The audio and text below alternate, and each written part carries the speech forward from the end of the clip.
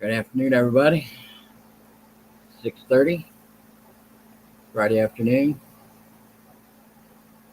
end of the first week after the election of a lifetime. It was what I was hoping for, but the outcome was better than what I thought it was going to be. So that's always a good thing. I got a few things I just want to mention. See, now that we've got control of the House and the Senate, there's certain things that you know I expect them to do, not waste their time, our time, with not getting something accomplished. But it's like the left hasn't learned a thing. It seems like they're stepping back their playbook all the way back to 2016, 2017.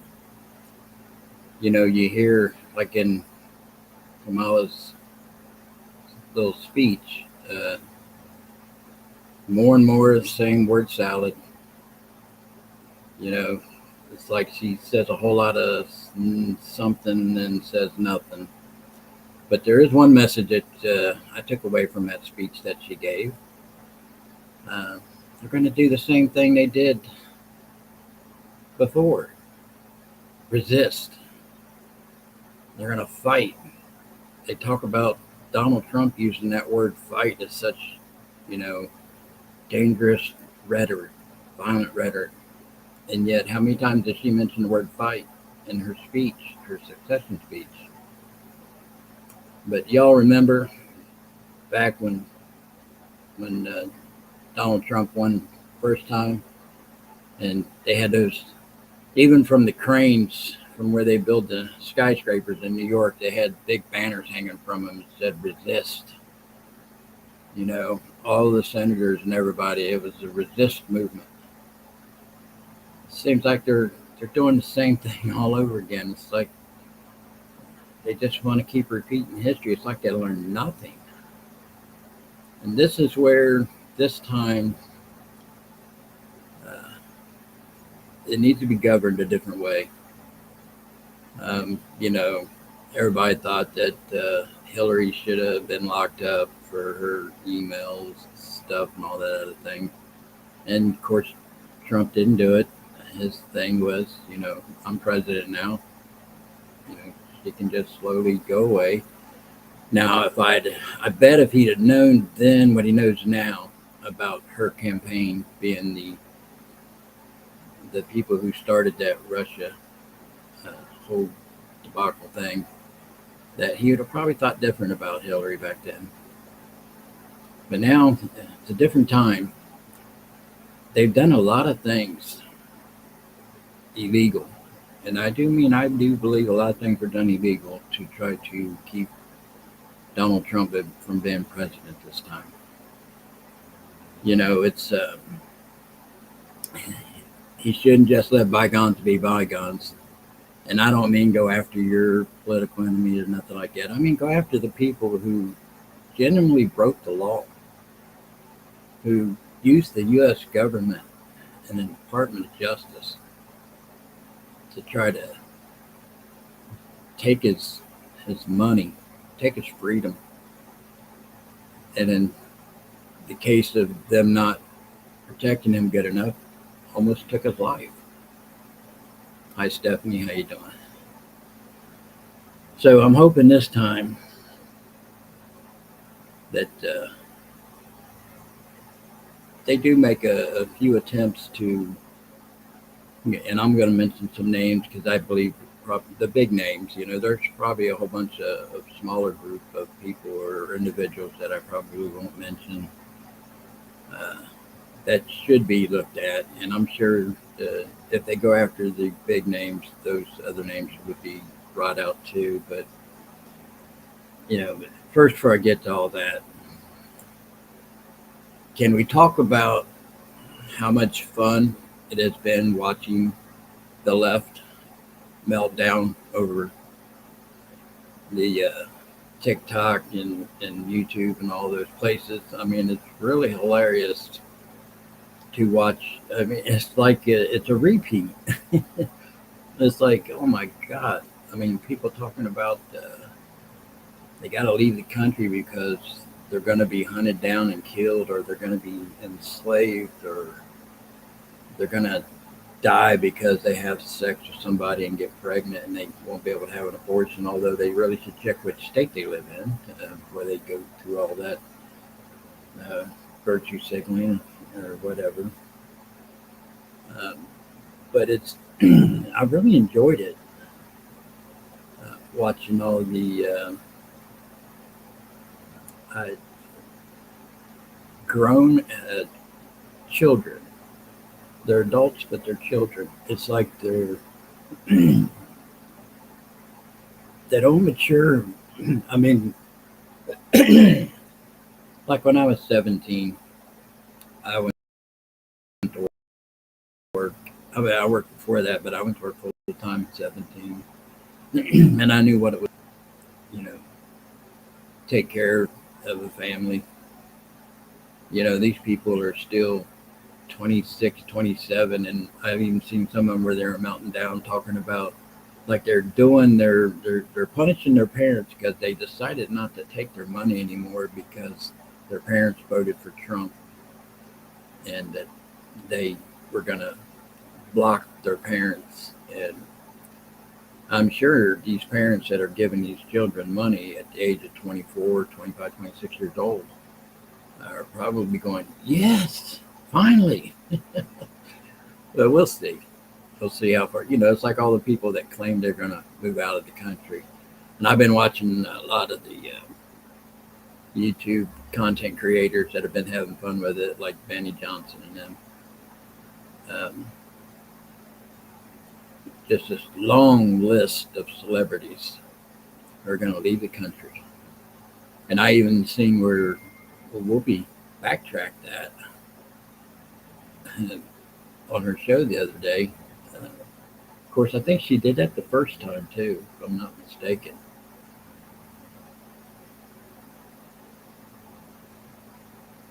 Yeah, Stephanie, the tantrums have been plenty, and they have been so funny to watch, so enjoyable. But the problem I have with that is there's a message behind those tantrums. It's like they still believe in, after all this stuff that's going on, him winning the popular vote, not just, I mean, Hispanic, black, I mean, across the board, made strides, not necessarily, you know, more than Kamala in some cases, but for a Republican, huge numbers. And they want to just go back to the same old, same old. Blame it on because she's a woman. There's, you know, because most of the people who voted are misogynistic, including the women who voted for her, because they did what their husbands and boyfriends told them to do. And it's like they've learned nothing. I mean, it's ridiculous. So, you know, we'll get past that topic. That's always good. But I want to talk about justice. I felt like there's finally going to be justice in this country again.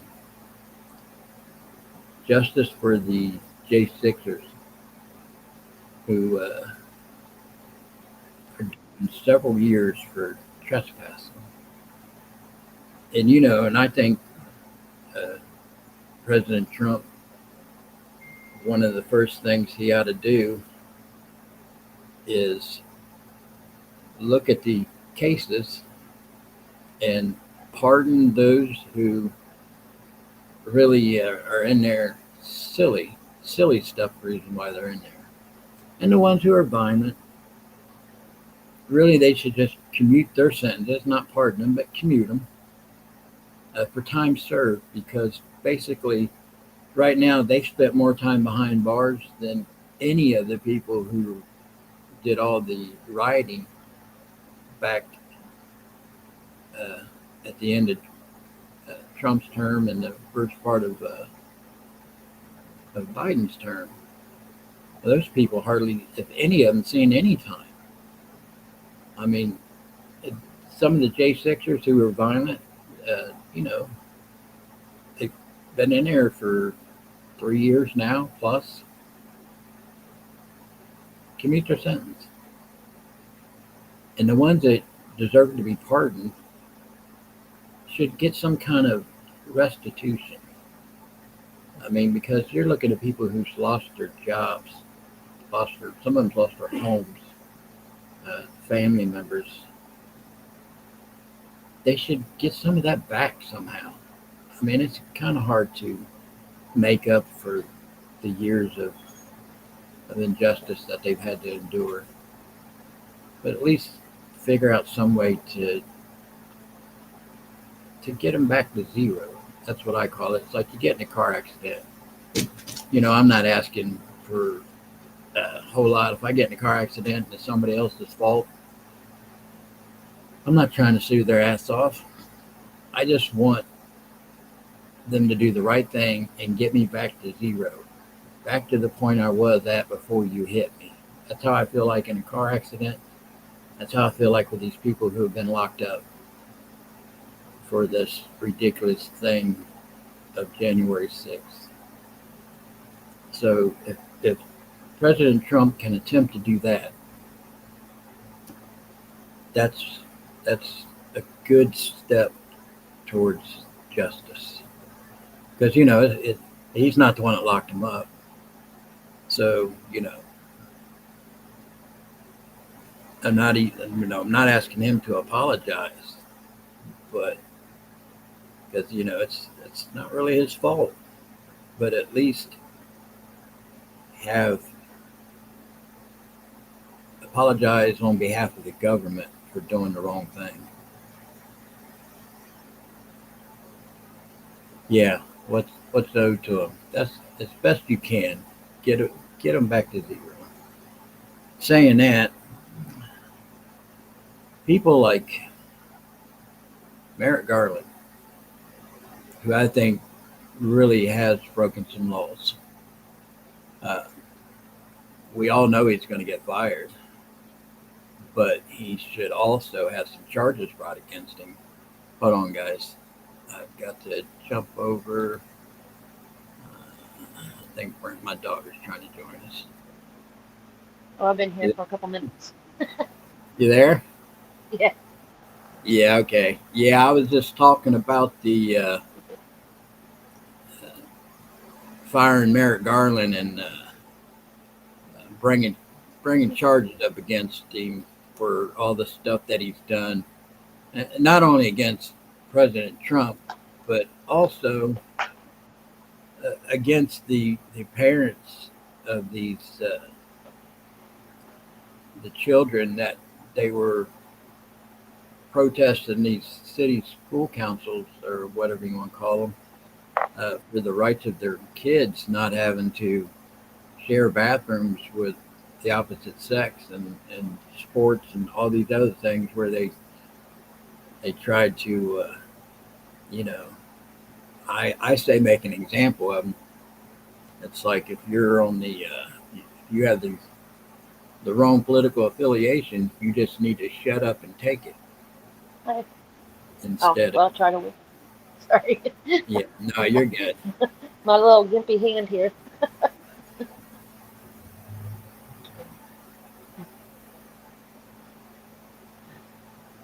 Yeah, Dana, I seen that The View, and you know, for once, the young lady at the end of the table finally snapped back at. Oh, I forget that woman's name. Which one's the other Sunny. one? Is Sunny? Yeah, Sunny Holston. That's it. The one who thinks she's the smartest at the table. First thing she wanted to do is pop off about misogyny, and it's like, And then hell no, it wasn't about uneducated white women. well, it wasn't about misogyny. It's about these people are affected at these border towns where, you know, the Latino people and everybody come out, and, you know, in support of Trump. They're affected by that, personally affected. It's not they don't care to have a woman in office. They just didn't want that woman in office. They Same thing voted I on said the when issue. Hillary was running. They voted on issues that concern them, not identity politics.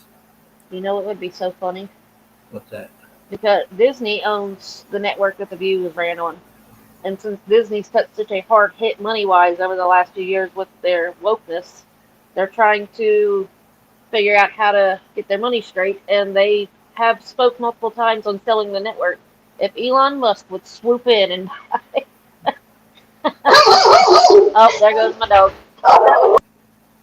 Yeah, you know, that would be funny if Elon could do that. But, we can't depend on everybody with money to jump in there and try. There should be the people that already own these companies and work for these companies that want to do the right thing. You know what I mean? It's best as you can. Try to reverse your opinion a little bit. Some of them did it because they thought that that was the way to keep them from being uh, out of out of popularity with the wrong people or with the what they considered the right people. So they didn't want to like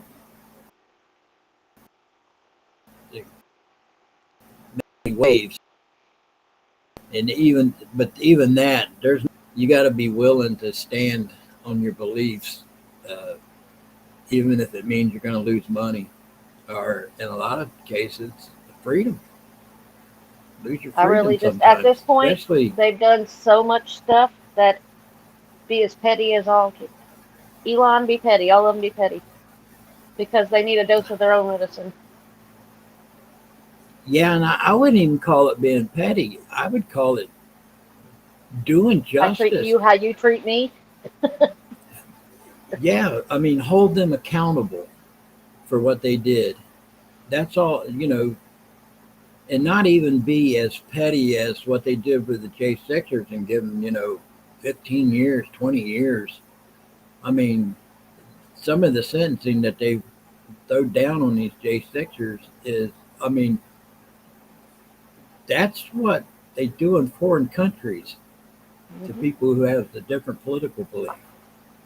And they still, as much as they, and all the people that was part of the J6 commission, Liz Cheney and Kissinger, if I'm saying his name right, and Nancy Pelosi and So, all of them, oh, they ought to be held accountable so bad. I Pelosi was mean, almost in tears on TV finally. they really need to, all the money because they talk about, well, let's move on, let's heal. You know what? No, let's not. You know how we can heal? By showing the other side that they can't do that ever again. That's how you heal. Mm-hmm. Don't let them get away with it and then think in the back of their minds, oh, eventually we're going to be in power again.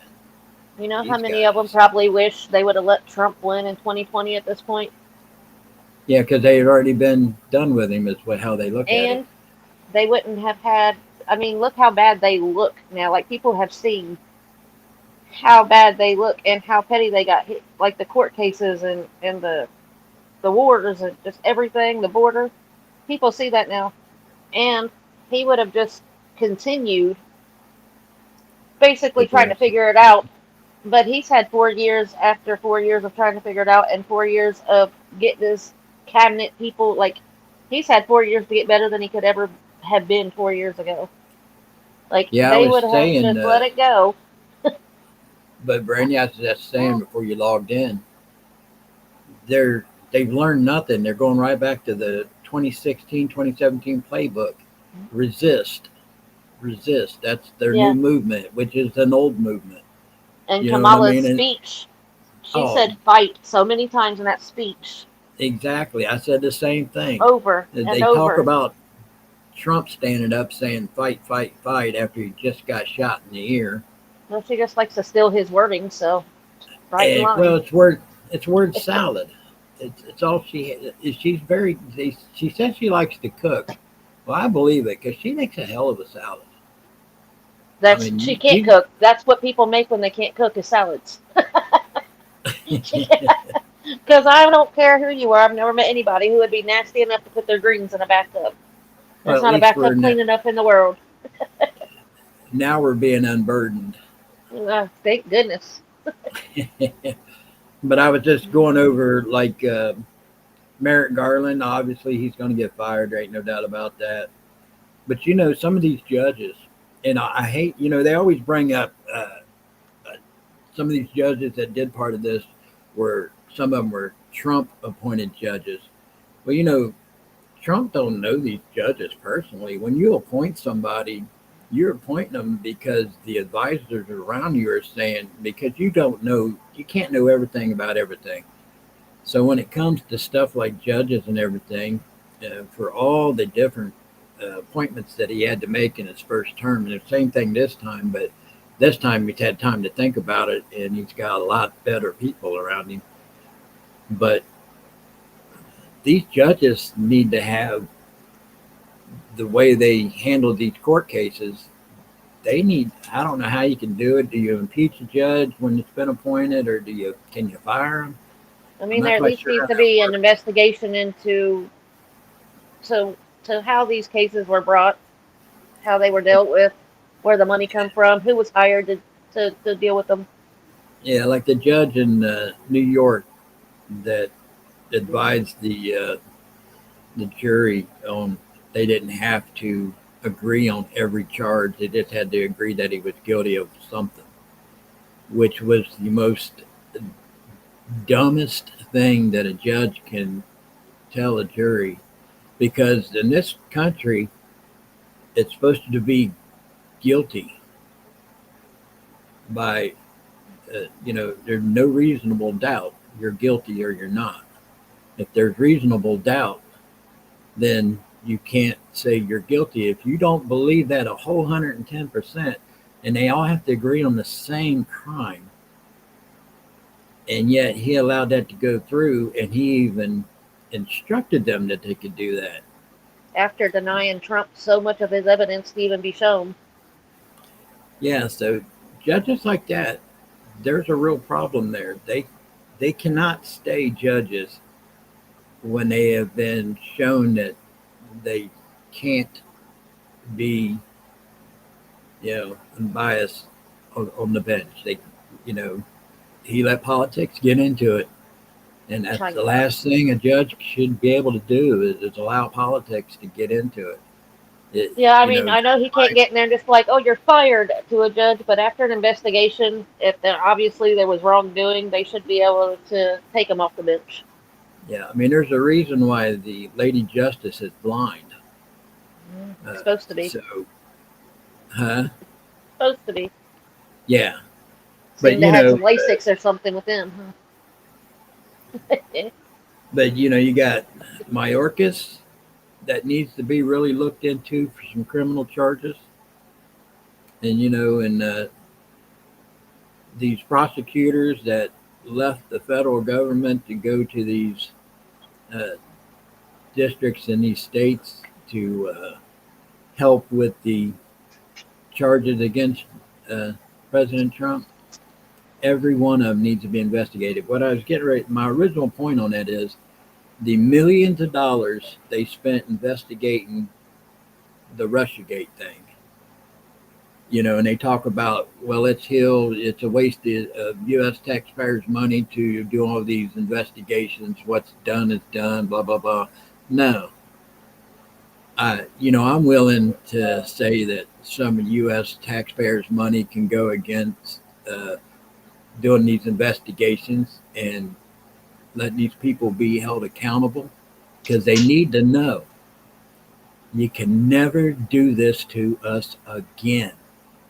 Because they didn't just do it to him. They did it to all of us. So they wasn't expecting he had a little secret weapon at the end of this campaign.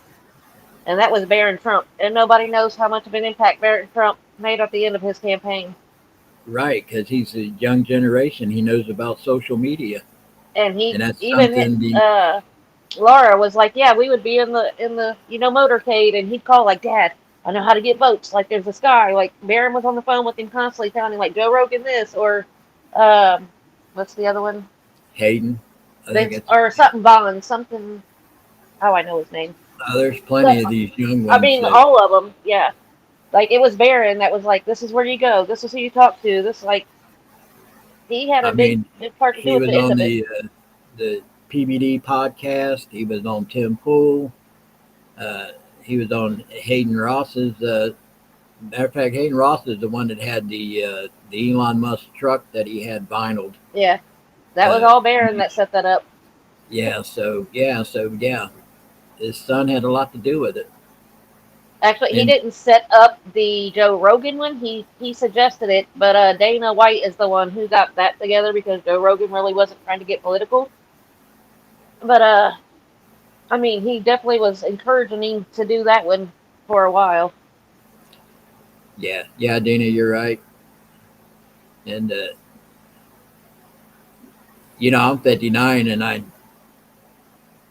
I feel right there with you. I feel like finally, I don't know why this 4 years feels different than the other 4 years, but it just does.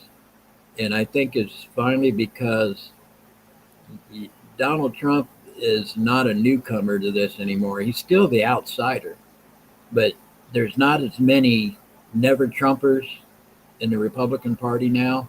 And for those who are still never Trumpers, the voice of the Trump supporting Republicans are so strong and overpowering over the few that are left that act like Trump's a danger to the establishment. It's all good. I mean, it's just, I still feared you. I don't know if you've seen this, Brandy, where they out in the country, but the three Iranians that were uh, plotting to assassinate Donald Trump after the election, Iran was going to pay him $100,000 to assassinate. And one of them, I guess, was in prison here for 14 years for some kind of robbery, and then got sent out of the country, and then was able to get back into the country with the other two. And see, we got to find out how that happened. See, all these things need to be looked at. They can't just be forgotten. They got to be thoroughly investigated by people who want to do the right thing. Which is why I'm And glad when he people need says to that be he's held going to go through accountable. every department and look at everybody who's worked for those departments and anybody who wasn't doing their job right, fired. They got to go.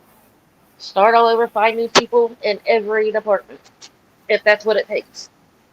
Yeah, and I can't believe how many of them are scared shitless over RFK I uh, can. being part of the Food Administration deal about taking chemicals, like taking chemicals That's out not of the what it's all water. about. It's their I mean, that's it's the why is farmland. that controversial? It's big pharma. It's the farmland that they've been instead of letting farmers actually raise their pigs right on the farm, they come up with these basically buildings or warehouses that they just put the pigs in instead of free range and they put them in Oh, there in mass quantities and all the things, but there's one or two companies that ended up forcing farmers to sell out. They still farm the pigs, but they have to do it in this warehouse type setting. They don't get as much money. They've had to mortgage their houses. They can't farm the way that they're naturally supposed to farm, and they had no choice but to do it, or they would have just been out of business and broke.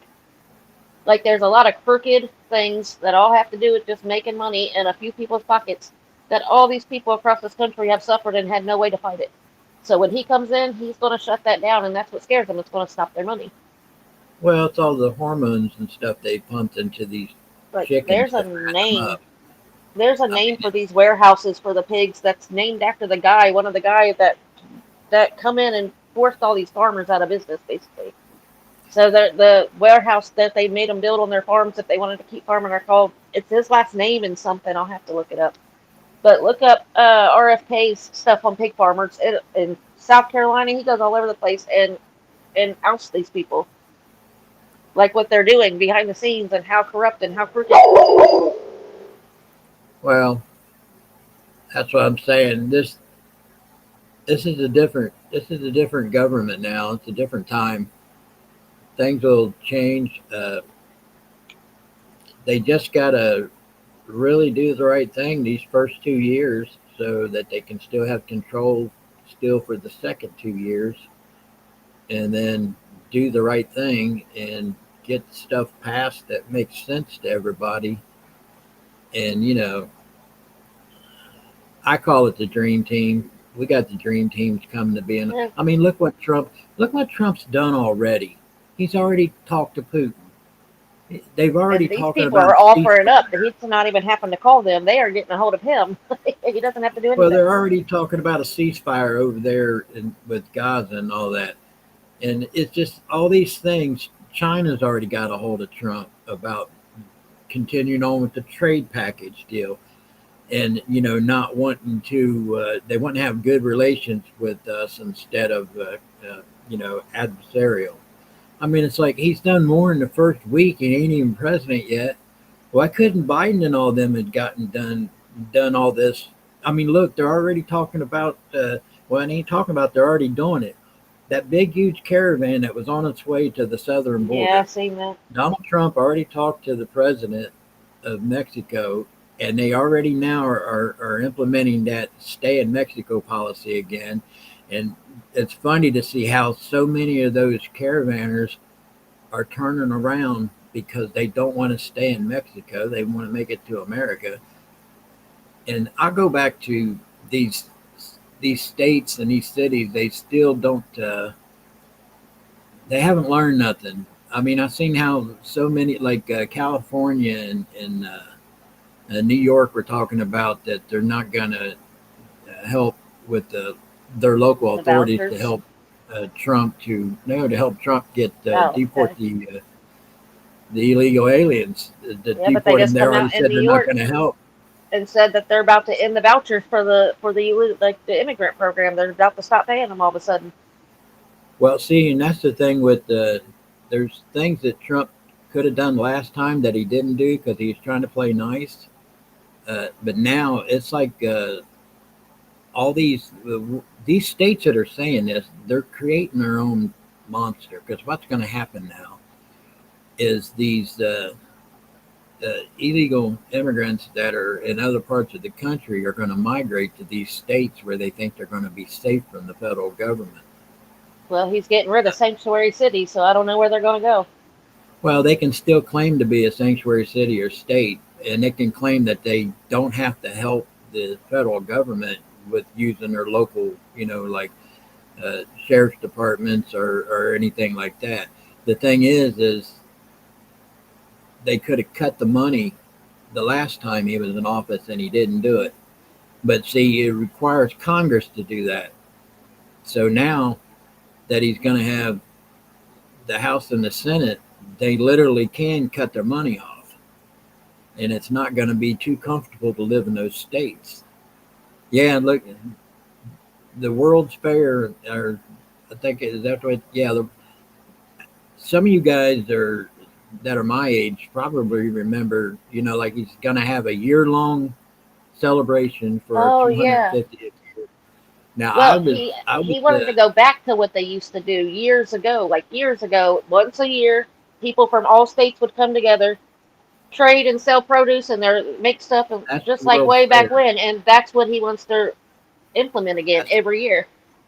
That's not what I'm talking about. I'm talking about the year-long celebration for the 250th birthday of the country. Back Okay, in I read that wrong. 1976, Okay. back in 1976, they did it for an entire year because it was the Yeah. bicentennial. They had a coin. I mean, it was a big deal back then. I mean, it was red, white, and blue everywhere you looked for a whole year. So he's doing that, which I think is an awesome idea. And having this I'm wondering. I hope I'm saying it right. World's Fair, where every state is going to be representative. I think he wants it in Iowa, if I'm not mistaken, where the this fair will be. There will be representation from every state in the country will be at this fair, and it'll be huge. Well, that's he said he wanted to bring that back as a yearly thing. once a year, every state's represented, and keep it an ongoing thing because that's how it used to be, and that they would like a different state would host it each year. That's how he wants to continue it on. Yeah, that's how they did it Yeah, years ago, even before my time is when yeah, they that's were. it was a long time ago. Yeah, it was like back in the 50s. It was right after the war, I think, is when they started doing it, and it.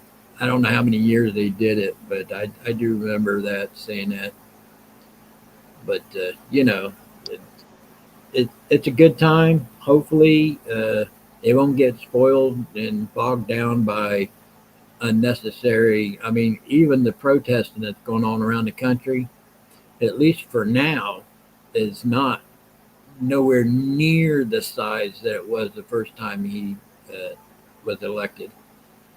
So it's almost like I, it's almost like their financing has dried up for because we all know that all these protests were not organically protested. They had money backing them, and it's almost like the people are wasting or not wasting their money backing these super large protests because you know it. He's not going to be trying to be reelected. He's going to do his 4 years. Now, hopefully, everything's saying that it will be governed enough and good enough that J.D. Vance will be president after him. But we'll see how that works out. I wanted to. I wrote down some notes. I didn't know if you were going to be here today, Brandy, or not. So I was kind of like, I wanted to hit all these talking points because these are things, guys, that I have rambling around in my head at 3 o'clock in the morning when I can't sleep. And I think I know how I want to say stuff, when I'm by myself just thinking. And then when it comes time to talk to you guys about it, it seems like I lose my shit. I can't remember the way I wanted it to be. Hey, I'm sending you a Yeah, funny video. it would be nice to get it back to the money being backed by gold, because I don't know how many years it's been backed by petrol. But did you? I seen where Biden was trying to take credit for, like saying, "See, the economy's doing much better. Look what the stock market did this week. This is a telltale sign that we're doing good." I wanted to, of course, we all know. You go, poor Joe. You do realize it's because there was a presidential election the other day, and the person that they wanted to win and or won, and that's why it's jumped up 1,500 points in one day, He not probably because doesn't of even know your the election Biden. happened. He probably doesn't even know the election happened. They had him hidden away. You know,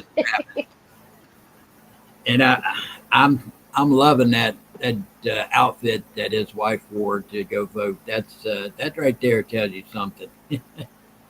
Told you.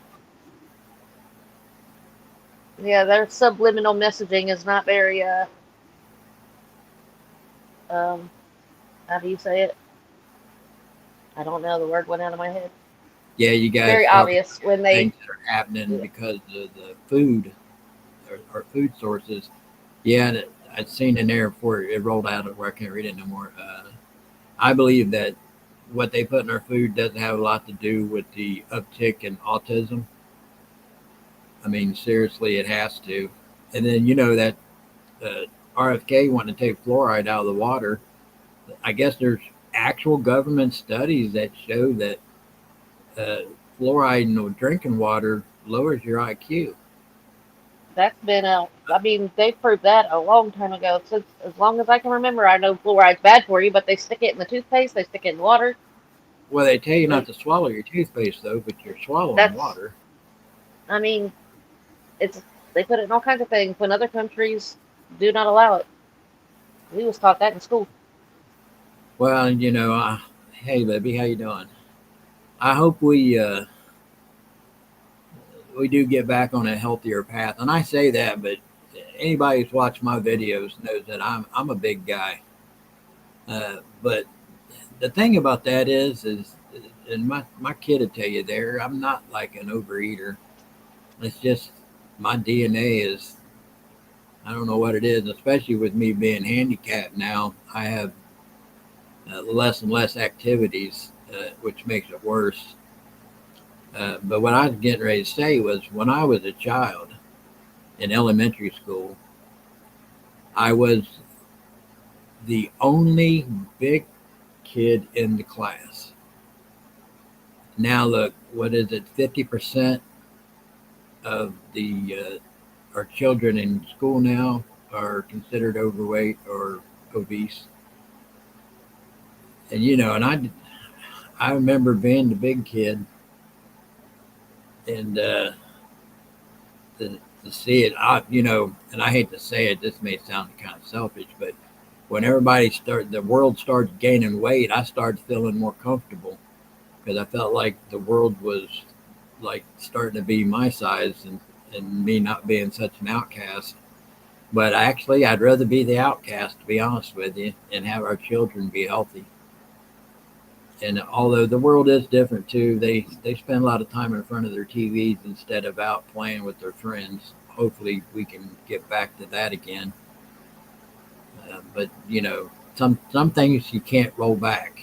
Some things are just here and they're going to stay here. But there's got to be alternative ways we can create a healthier lifestyle for our children and have them learn it at a young age so they don't wait till they're adults and then all of a sudden they go screaming and kicking, talking about, accept me for who I am.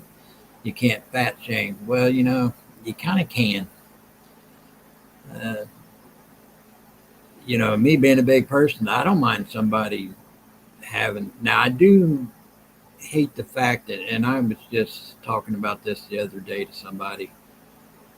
I don't like it when because I don't make excuses for my weight. And I don't like it when people, even like Tim Pool, well, I like Tim Pool, but he gets on his show and talks about if you're overweight, you're less than, you're not as worthy as somebody who's out there working out every day and doing this and doing that. I disagree with that, but I don't make excuses and I don't expect the world to fit me. And I've always worked hard all my life and still remained a big person. So, you know, there's that. I just wanted to put my little personal stamp on that deal. But I am for a healthier America for sure. But what else you got going on, Brandy? Well, the whole Sure, you be Destiny seen. just walked in like he was talking. So I mean, political. I know. I was just saying. My daughter just walked in. I was listening to her for a second. Um, what else just popped up earlier? Oh, part of a Joe Rogan interview he did yesterday, it was yesterday or the day before that. They were showing the chart of Democrat and Republican votes in 2016, or actually, I think it was 2000, 2006, 2020, 16, 20, 2024. and Yeah. there's the 20 million more votes in 2020 that have disappeared. Weren't there before? Have disappeared since, and I don't see that as being they're as never big a going to be deal. able to prove anything. But it doesn't Still, look good. I don't really, because you got to think back in 2020, they were sending people to houses. For people who would normally not vote, would fill out that little piece of paperwork and give They it were to doing people. that this time too. They were desperate. Yeah, They were they going did door it. to door to door. Yeah, but it was mass mail-in voting back then. So for people who normally would not vote, voted in that election. So I'm not really putting a whole lot to that. But there's also a lot of people who said that they can look their name up and it shows they voted in 2020 and they never filled a paper out or sent it back in. Yeah, but So it just looks bad. it looks bad, but There's nothing you can ever prove definitively. But they want. they actually, Joe Rogan did something where he went back further than 2016. Like he went back and it's pretty consistent for Well, over yeah, a but decade. we had a pandemic though. I mean, we had They COVID. used the pandemic, is what they That's did. what I mean. They changed the rules. That's how they did it. They That's what changed. I'm saying. Well, they just couldn't do that this time. Plus the fact that, they've been saying all the way up to the point that we actually did it, is everybody's got to vote. Even if you was in a blue state, you needed the vote because they had to make it too big to rig. And the way to do that is to win the popular vote, which is what happened. And you know, I've never seen such devastated looks on people's faces, especially you got to give the CNN, MSNBC, all of them, uh, Morning Joe. Oh my God. I was watching that the very like at 6 a.m. after the night of the election, and they just went full on about the same crap, the fear mongering crap, the lie, like just like picked it right back up and continued like nothing happened. I'm like, really, you guys still are going to keep this up? All the women out here saying that they just lost their rights and they're going to be. Oh, did you see the new trend? Uh, What is it called? B4B trend. All these women are shaving their head balds and abstaining from sex. They was like, great, less abortions and don't repopulate these people, and nobody's going to that's what want to do anything. the religious community of this country wanted, was women not just go around and have a bunch of sex with a bunch of people before they got married. I mean, that's kind of what they was after. Who you berating there? Well, I have 3 kids now in here. One of them just come in talking out of nowhere. 2 of them sitting in front of me. But he didn't know I was on the live, so I was telling him to shh.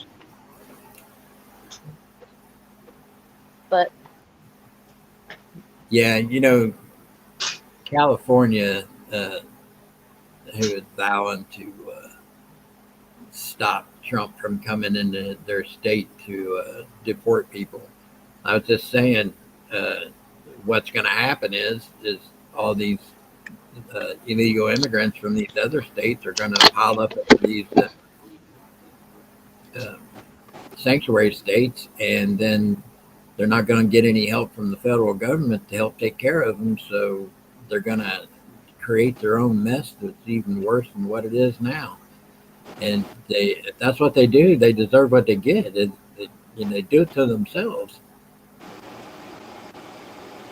did you see a video I emailed you?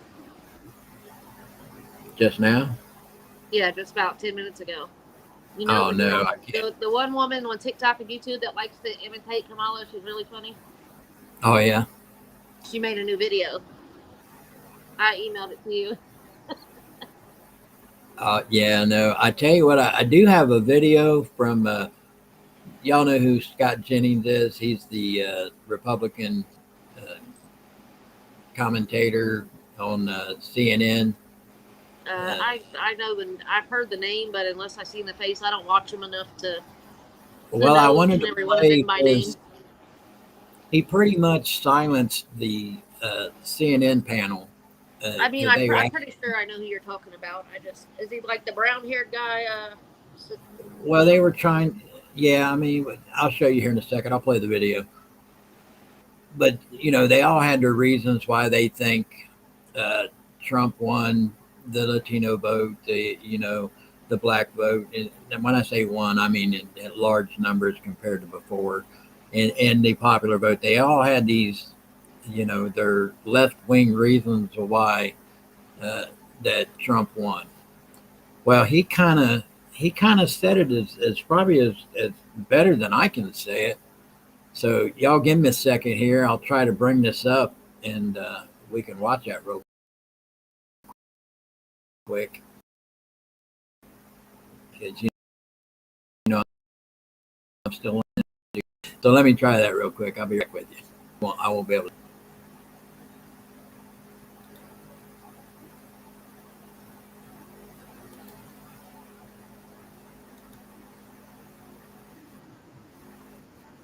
He has a here to try to unite the country after a huge victory. This is a mandate vote for the first time for a Republican for the first time since 2004.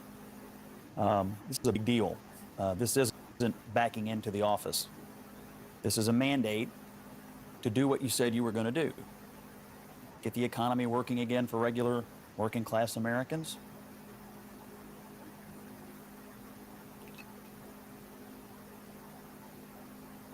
It's my junky internet. Fix immigration. Try to get crime under control. Try to reduce the chaos in the world. This is a mandate from the American people to do that. I think I'm interpreting the results tonight as the revenge of just the regular old working class American, the anonymous American who has been crushed, insulted, condescended to. They're not garbage. They're not Nazis. They're just regular people who get up and go to work every day and are trying to make a better life for their kids, and they feel like they have been told to just shut up when they have complained about the things that are hurting them in their own lives.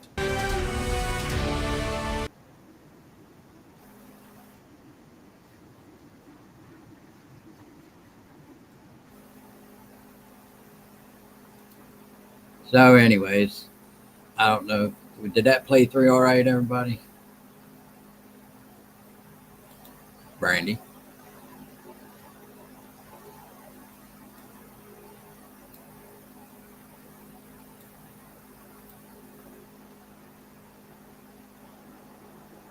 I have a lot going on in my house out of nowhere, even though it's been dead quiet all day long. Oh, okay. Well, yeah, So- did that play all right, everybody? It I played think all he right. said I it, was listening. Yeah. but you know, with his sentiments there, it's kind of like the same thing. It's same thing happened here as happened in 2016. As the Democrats just missed the mark. They think they knew. They think they had control over a certain portion of the population, no matter what they say. That they always are going to be relying on their vote. Well, they just now found out that you can only beat somebody down for so long that that they used to be the party of the working class. Now they're the party of the elites. So somewhere, at least in the political world, things switched. But I always thought that Republicans was the party of the working class, and I tell you why. Because they always say, the tax cuts for the rich and all this other stuff. But it's the rich who create jobs. It's not somebody in my income level. When I was working, it's like you've got to give them an atmosphere to want to do business in this country and employ people. And for so many decades now, they have stripped this country of the people with a little bit of money, the ability to be creative, because they want to be people who usually go down that path are capable and they can money in whatever endeavor they do. Uh, they they make a lot of money, but they want to make more. And how do you make more? You make things that people want. You create things. You manufacture things, and with that comes employment. And with the atmosphere of, well, we can still make money. We can have it built in China, and then we can sell it over here. And so they're still making money off the American people, but it's the Chinese people who get the jobs. So and Mexico. So saying that, I always thought that the Republicans was a party of the working class because they was anti-union, and I think for the most part they still are. Although unions have the unions created a lot of good in this country, and with the changing of federal laws, unions are not as needed as much as they was like back in the 40s and the 50s. And so on, because unions almost went completely away up through the 80s. They just started disappearing. There wasn't that many union jobs. And then the ones that are still here have a hard time competing against foreign manufacturing. So hopefully now that'll change, because I always did believe that Republicans want to build things. They want to employ people, and our government made it not very friendly to them. So, that's why I kind of always thought, that's why I never had a problem being a Republican and not being rich. And it never bothered me that I wasn't a millionaire. I'm still a Republican. But the Democrats are just downright snotty. They think that, and I hate it when they say that Trump got the uneducated vote. When did completing high school still make you uneducated? Now, I do realize that college they consider a higher learning. Now they just consider you don't have an education unless you do go to college. I know a lot of smart people that never went to college. So, they can't equate somebody going to college to being intelligent. Yeah, Donna, every bad thing in this country has been created by a Democrat.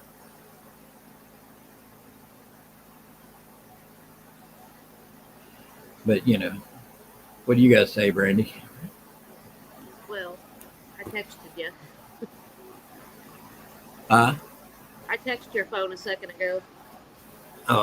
you realize I'm not a very good multitasker, right? I didn't want to interrupt you. I was letting you finish. I was going to say I'm going to mute this and turn my camera off for like 2 minutes, and I'll be right back. If That's all fine. right. I'll say, is that all right? I can keep talking. Well, I was letting you finish that. I didn't want to interrupt you, so No, that's fine. I'll be right back. I've got my notes, and like I said, when I first started doing lives, go ahead, Brandy. I'll see you in a minute. When I first started doing these lives, I was just doing it just to have a conversation with everybody, and let me get rid of that screen. There we go. But and never knew what I was going to say when I did it, and I thought, well, if I'm going to do these scheduled deals, I think I better take notes and have some kind of talking points when we have our conversations here. And I do like the fact that I get a lot of things that we talk about from you guys in the chat room. But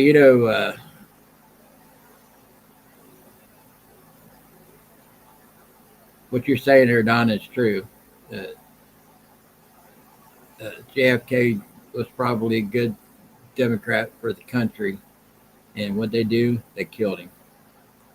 So, and then hopefully we'll know more about that this time around too.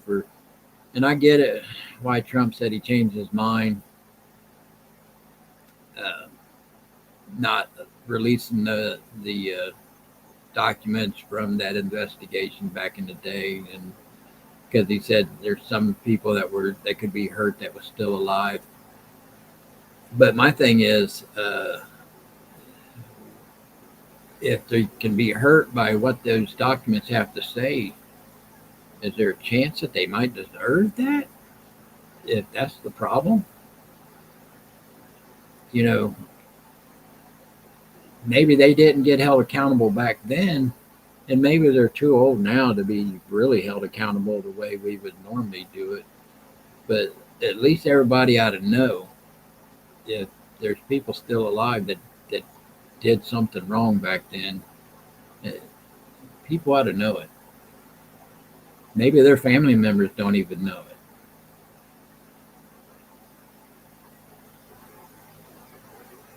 Yeah, Tammy, we were just talking about the fluoride out of the drinking water. And I'm not even quite sure what the whole purpose of having fluoride in the water. I know they say it's supposedly good for your teeth, but let's be honest, you're supposed to be brushing your teeth anyway, so that's what toothpaste is for. Yeah, bring back glass bottles. I kind of agree with that too. Because, when I was a little kid, I used to make money by going along the creek and gathering up bottles to turn it back into the stores.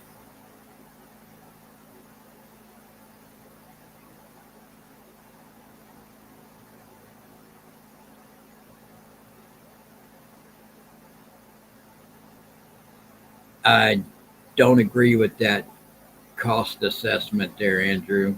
$80 billion to get rid of 1 million illegals. I don't think so. I mean, that don't make no sense. I mean, but let's also be honest. We're paying for part of them here already anyway, so I'd much rather give them a plane ride back home. And a lot of these departments, these uh, uh, police departments and ICE and all of them, they're already getting a salary, so uh, they'd be doing the job that they were being paid to do to finally start deporting people. Cost analysis should not be the thing. When somebody breaks the law, they don't put a price tag on prosecuting that person, saying, oh, it's going to cost too much money to prosecute them, therefore they can break the law, and because it costs too much money to make them, to hold them accountable. So when the first act of trying to be a U.S. citizen is to break U.S. law, you should be, at that point, in my opinion, and this is my opinion, you should never be able to apply for citizenship ever again. You have avoided your opportunity of being a U.S. citizen by breaking the law coming through the southern border.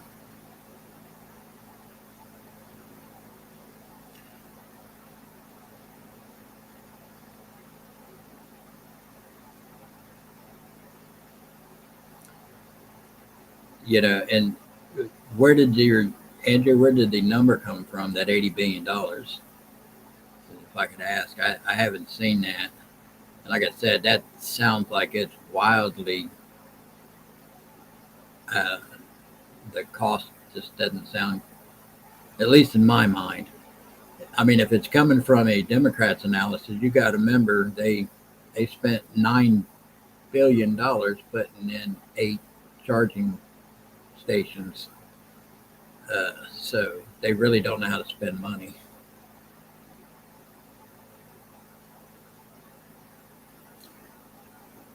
Yeah, it's going to be a little harder here in Springfield to deport because these people are here under the temporary protective status. And I'm sure there are some here that are considered, not undocumented, but so many of them are not, and I don't know how that'll work because that was done through executive order to Joe Biden. So I imagine when President Trump goes to do that, that they'll probably file lawsuits and all different kinds of things to keep him from doing that anyway. And there again, if they're so worried about spending money, you know, they're willing to spend your tax dollars to stop it from happening. They should just allow it, uh, the the government to do the right thing and start cleaning up the process. And some of them, who knows, some of them may really, if they go through the process, and they may be here fair and square. And, if that's the case, it is what it is. Uh, but there's so many of them here, you don't know anymore because they got so loose with who you could put under that temporary protective status. I mean, some of them were flown in directly from their country, and then the rest came up through the southern border. And there at the last minute over the summer, they tried to slip one more in there and add another, I think a total of 300,000 to that temporary protective status. And it don't matter how you got here. If you're here and you're not already under that status, they give you a pathway uh, to apply for that, even if you wasn't brought here via the government. If you snuck in the country, you still have an opportunity to be under that system. And to me, yeah, yeah, Andrew, yeah. I was just saying earlier at the beginning of the live stream that Mayorkas, Merrick Garland, they both need to be, for one, fired and investigated. And I'm pretty sure, and I mean, well, look, uh, Mayorkas was, if I'm not mistaken, he was impeached, but because they we didn't have control of the Senate, kind of like the same thing when President Trump was in office. You know, one wants to and one doesn't, so they could never get it to go all the way through. And that's the same thing with the Mayorkas thing, because I believe for a fact that they found him impeachable on a couple of reasons. So with that being the case, you know, he needs to be more than impeached.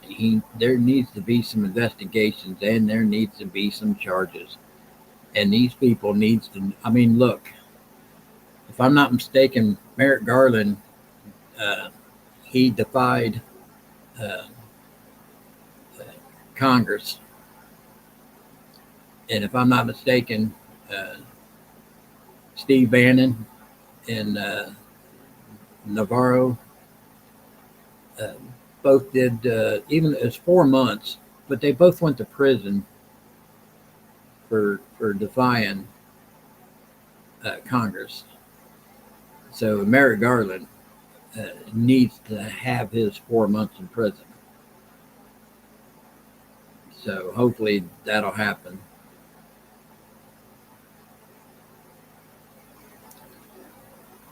Let's see.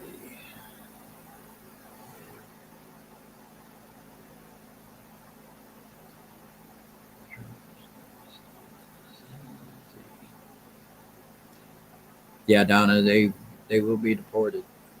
I think honestly, there's enough Americans that they could probably uh, deputize and make a citizens force to help ICE, and probably most of them would do it for free, volunteer their time to help the authorities in gathering these criminals up. And I say criminals because I realize they broke the law when they come across the border, and I'm pretty sure that President Trump said he's going after the people who have actually broke other laws since they've been here. Those are the ones he's going after first. So I believe that, you know, we could probably put together a civilian uh, authorities to help ICE and local authorities to help round them up. And they'd have to go through some real training. It can just be somebody, you know, you think of that three rednecks drinking a beer with a couple of shotguns, and that's the people that now these people need to be seriously trained. But I believe people would probably volunteer their time and help out that way. And I believe it would help cut down that cost of deportation. Uh, but really, if we wanted to save money, we could just ship them all to California, and then let Gavin Newsom take care of them.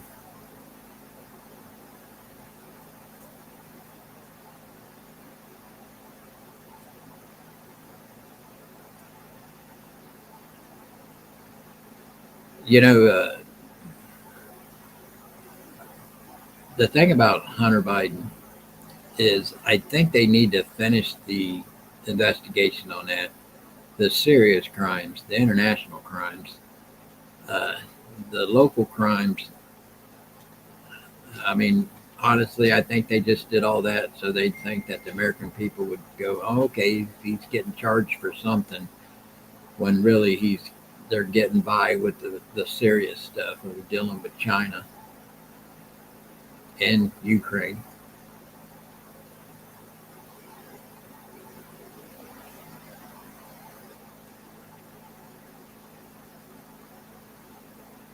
Yeah, the I believe the Bidens are probably going to get. I mean, what are you going to do to Joe? I mean, even if he has committed crimes, I mean, he's not all there anymore. I mean, what are you going to do with him? But I think his brother and the other family members that have profited press charges and go to jail that they are found guilty. You know, don't can't let them can't. When I'm trying to be more sympathetic towards Joe because of his mental capacity, I by no means want to let the rest of them get off the hook. Because they wouldn't let us off the hook. I mean, hell, we didn't. A regular U.S. citizen on the right, all they got to do is pray outside of an abortion clinic and get 4 years. So I'm sure with the international crimes that the Bidens are going to be investigated under, I'm sure there's going to be something we can do that they deserve to get.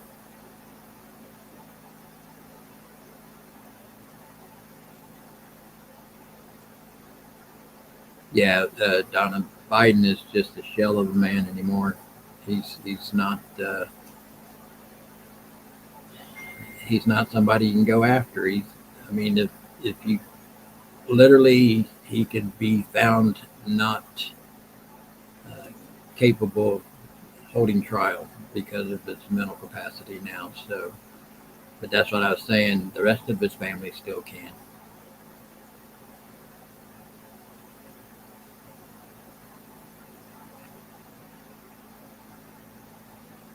But you know, it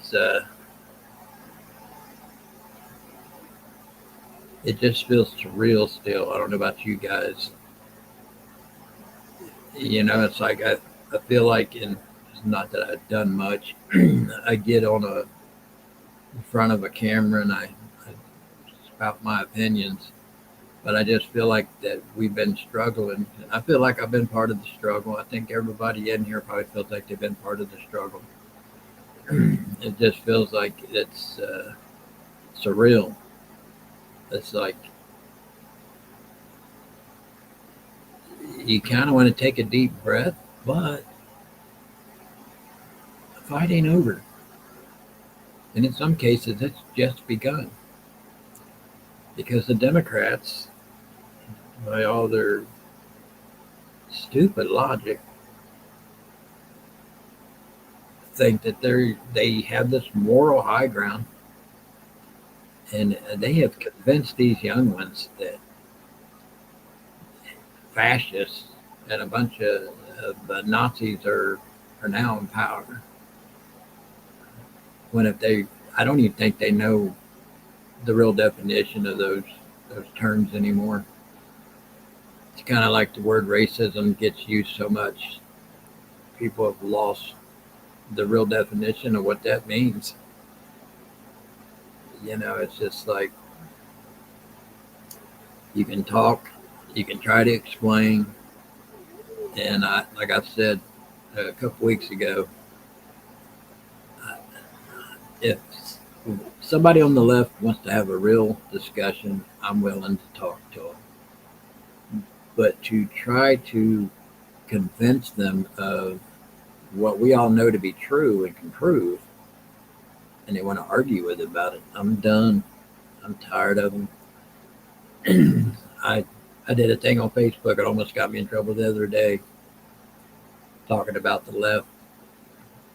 We've always been the gracious ones. If we've won something, we kind of like want to let bygones be bygones.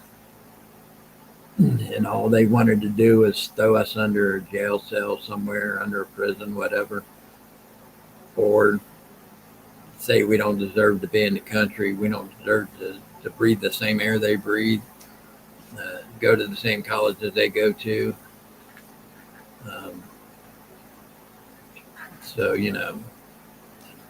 as I said in my Facebook page the other day, they can go F themselves.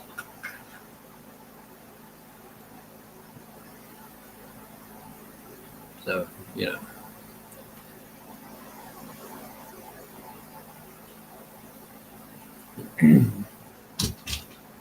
Andrew, you're right about that. And it ain't just been China. It's been all, and the thing is they've created an environment that to where. Hang on a second. You back with me, Brandy? Yeah, for a second until somebody else walks in. Okay. I can barely hear you. Hold on. Put my headphones back in.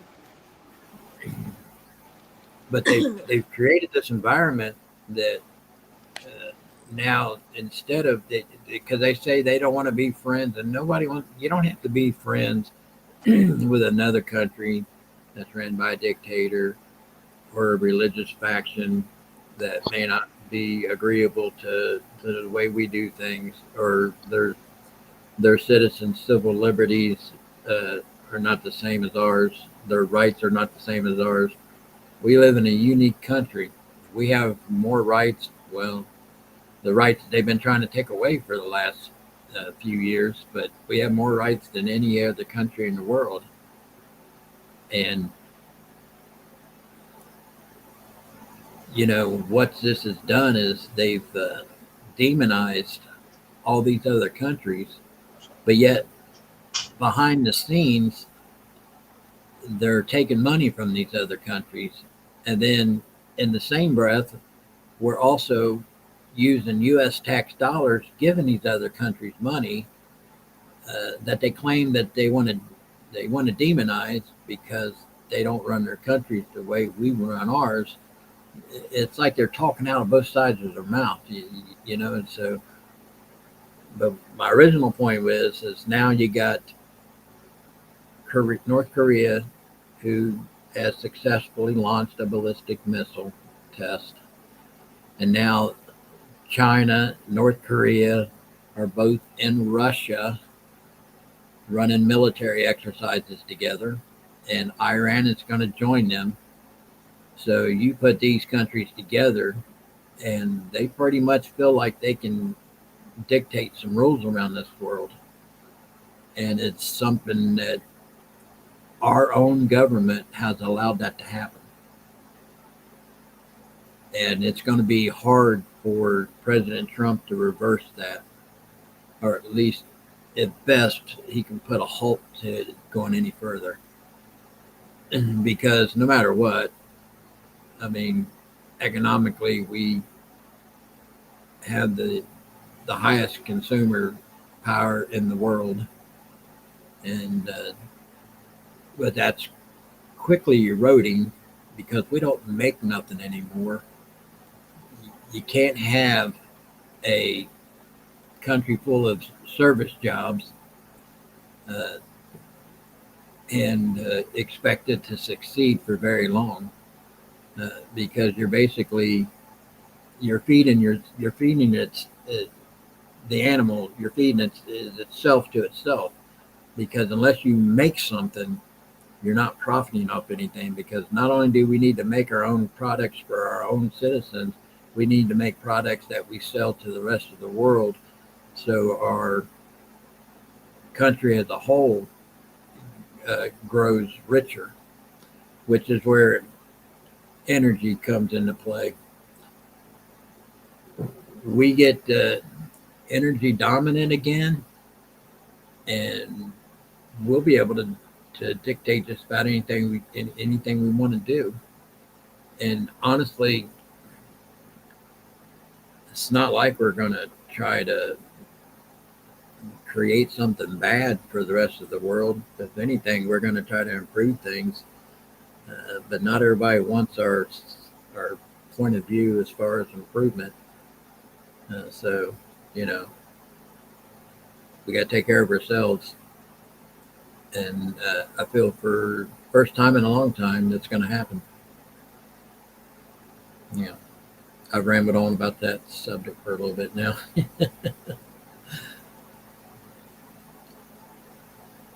What do you guys think?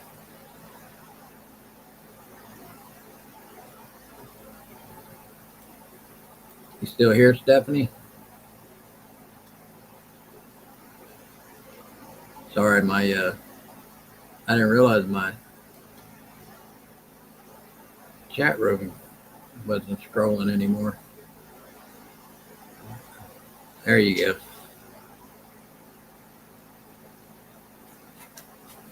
Yeah, guys. And for the foreseeable future, I'm going to start making some quick little short videos going forward.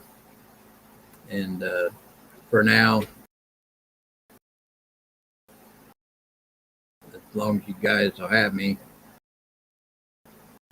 stream on Fridays. I'm no longer on Wednesdays.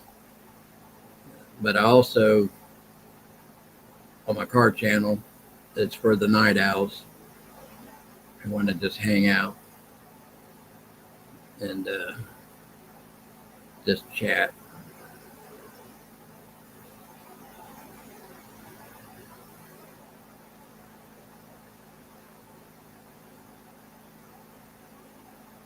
What's going on, Brandy? I see your, I know your picture's gone. What happened there?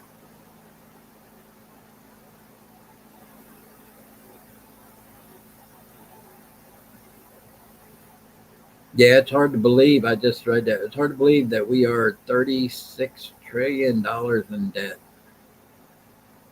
I mean, that is unheard of. And honestly, how do you pay that back? How do you keep that from getting any worse? Well, I know how you keep from getting any worse. Elon Musk is going to help us with that, and I hope so. I believe that once we stop paying for stuff like gender studies in Saudi Arabia,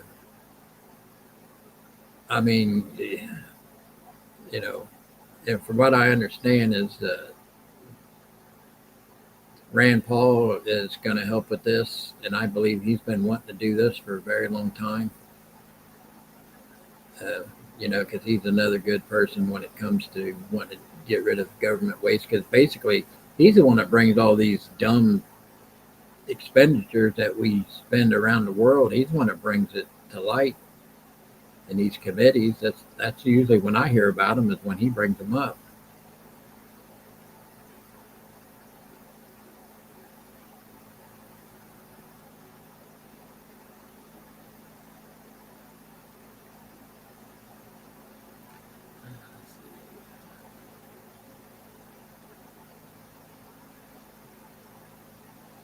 Yeah, Andrew, you're probably right.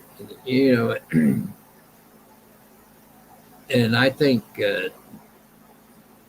Trump has learned from the past, and because you know, just about every conversation that's ever been leaked, it's usually been somebody who uh, wanted to get that gotcha moment with him. So yeah, I mean, if I was him, I wouldn't have any conversation with Biden anyway that didn't require just regular basic. Well, normally you'd have that conversation with the outgoing president. Tell me what I need to know so I won't get caught off guard as we do our transition here.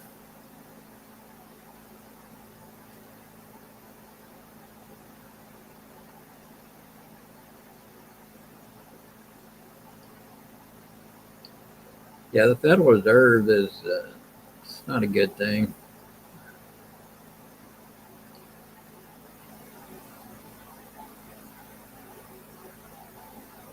Yeah, the rich Democrats need to pay their fair share in taxes.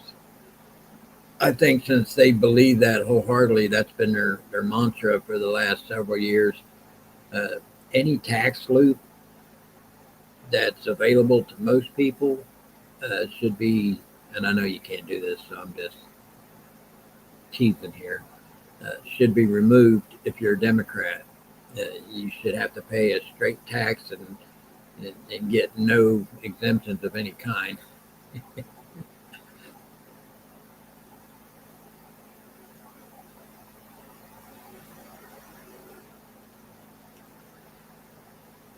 But we'll see.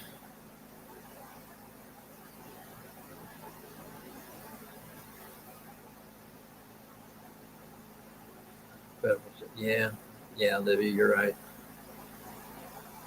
You know, there's a lot of things we got to reverse. There truly is. And the thing is if they're smart enough, and I believe the people that we got going in there is going to be smart enough,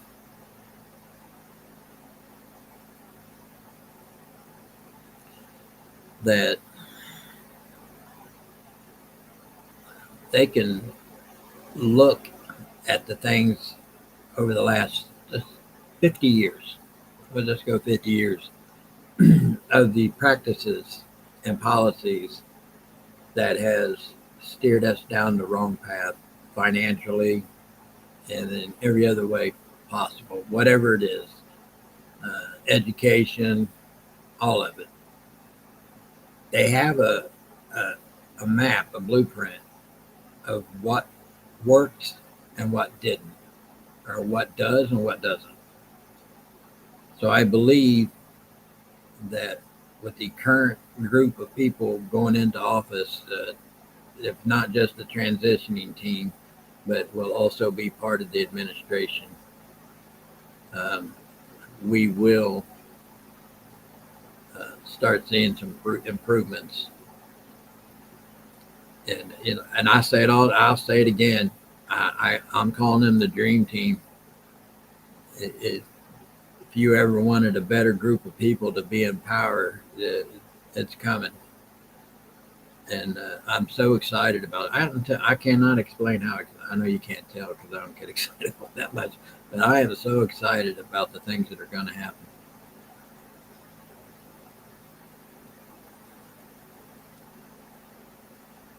NSL for it. I do not. I don't know what that is. At least not by the way you put it there. Is that a person or a group? Yeah, Donna. We the people, for the people, and by the people. This, when people used to say, "Oh, my vote don't count. My vote don't count," and for those who like vote Republican in a blue state, felt like their vote didn't matter, so they just didn't show up.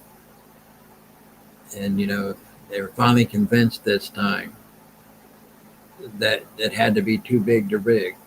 So people who believe that their vote didn't count now understand that everybody's vote counts. Everybody's vote. Me too, Libby.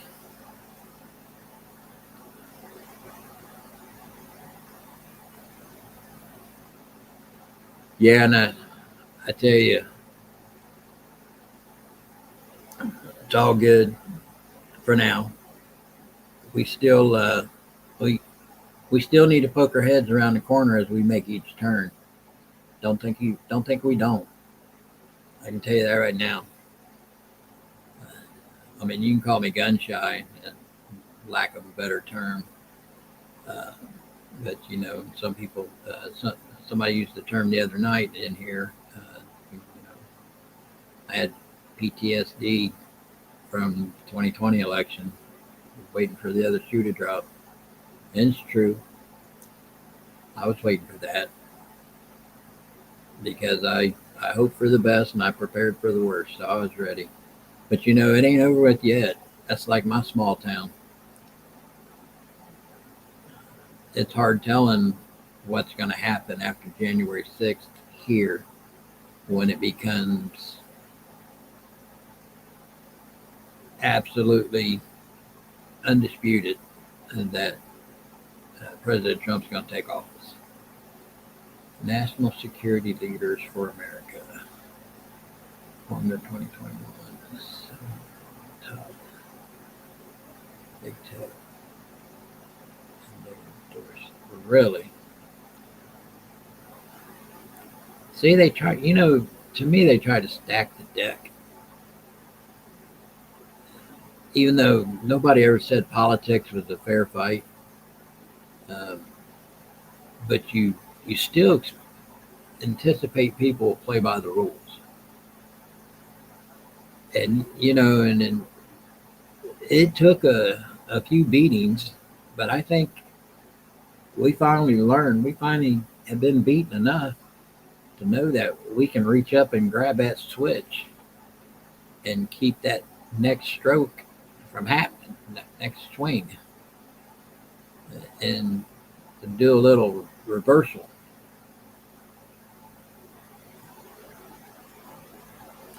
Yeah, Trump's lawyer, that was funny. What is it?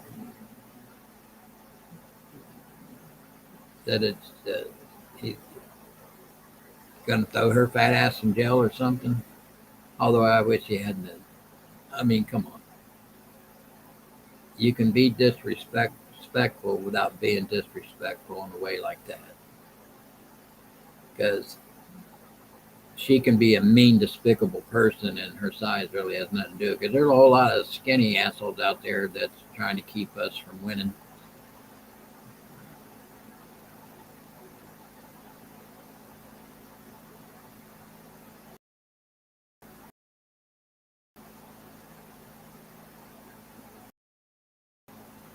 Yeah, Libby, they need to fight for their own country to be. If they like this country so much, why don't they get together? And the amount of people that are over, let's take, we'll just take the Haitians because that's the deal in my town. It, and not just the ones that are here, but the almost 400,000 nationwide. And they don't want to leave here because they like the way this country is. Why can't they take these ideas? I mean, in 400,000, of course, not all of them are military age young men, but I bet over half of them are. That's a larger group of anybody over there that's controlling things right now. They literally could go in and wipe the floor with all these warlords and gangs and all this other stuff and take what they've learned about this country back with them and create their own country that they can be proud of. I mean, why wouldn't they want to? You know, they talk about they're great workers and they're this, they're that. Well, you know, there's good workers and bad workers in every group of people, just like there's people who want to do the right thing, people who don't want to do the right thing. But there's enough of them that they seriously could. I mean, if, there's so many things that we've done wrong here in our country in the last 4 years. Let's take all the military equipment that got left over in Afghanistan. We could have helped these other countries out, like help the Haitians out if we had that military equipment here to say, here, we'll give you this. Go take your country back. Help them out. If they truly want to be like us, then they would be a nation that we could call an ally.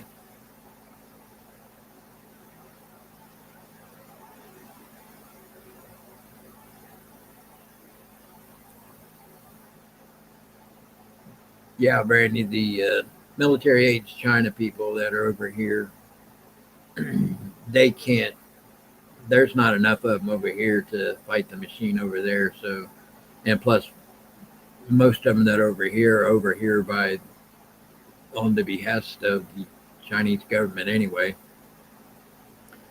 So you have to worry about that. I mean, that's still like fighting the Cold War. If you guys think about it, y'all, I don't know how many remember back the Cold War, uh, to where they would teach their people over there English and all kinds of things, U.S. history, to where you would not even know that they were foreign, because they would have speak they speak English good. They have the certain accents for different parts of the country. They know our history better than we do. You just didn't know who was part of that sleeper cell group, because they were all over here to spy, and they were here to convince certain people uh, in certain government departments to give them information. And that's what the whole Cold War was about gathering intel on each other. Instead of trying to be friends. And I say that I don't mean like buddies.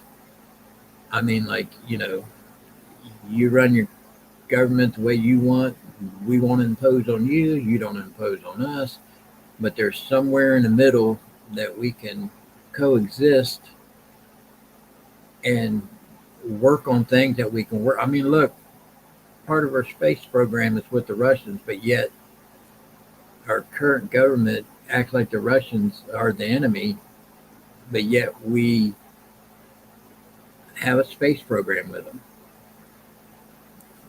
That kind of stuff never made sense to me. If they're good enough to do this with them, why do you want to demonize them because of other things? It makes no sense.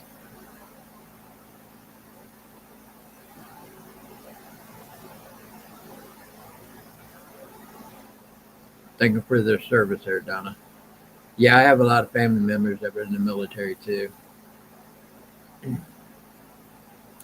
And that's another thing, the military. My grandfather died in a field over in France in World War II. Now, I bet if he would see how this country is right now, he would have thought twice before putting his life on the line and volunteering, uh, to see all their sacrifices, uh, have a country that really is unrecognizable to what they went and fought and died for. And Eric Swalwell, Peng Peng. Yeah, Eric Swalwell, that piece of shit. I do not like that dude. There's just something about that guy that rubs me the wrong way. And if I really had an issue with anybody, it's individuals like that. That and people like Liz Cheney and oh, I hope I say his name right. Kissinger. I think that's how to pronounce it. The one that cries all the time. And getting back to people being held accountable, there's some of them Capitol Police that got in front of that J6 committee and lied through their teeth. And it was proven that they lied through their teeth by all the video evidence. And yet what they said was held to gospel. You know what I mean? It's unreal. Those people should be held accountable too. Not just the people in charge, but also their underlings that carried the water for them as far as lying, making stories up, saying things that happened that didn't happen. You know, they all need to be held accountable. Just, I don't think, I don't think that we can move forward unless we hold them accountable so that they know. And this is how this whole live stream started today. They need to know they can never do this again. That's my message of today. Not trying to be vindictive, not trying to have some kind of form of vengeance. Justice. That's my message. There needs to be justice. Trump needs to have justice. The J6ers need to have justice. All the people who were in the orbit of Trump that's spent so much money on legal fees and losing their homes and losing a little bit of their freedom, they all need justice. And then if they get justice, then the left knows that they can never do this again.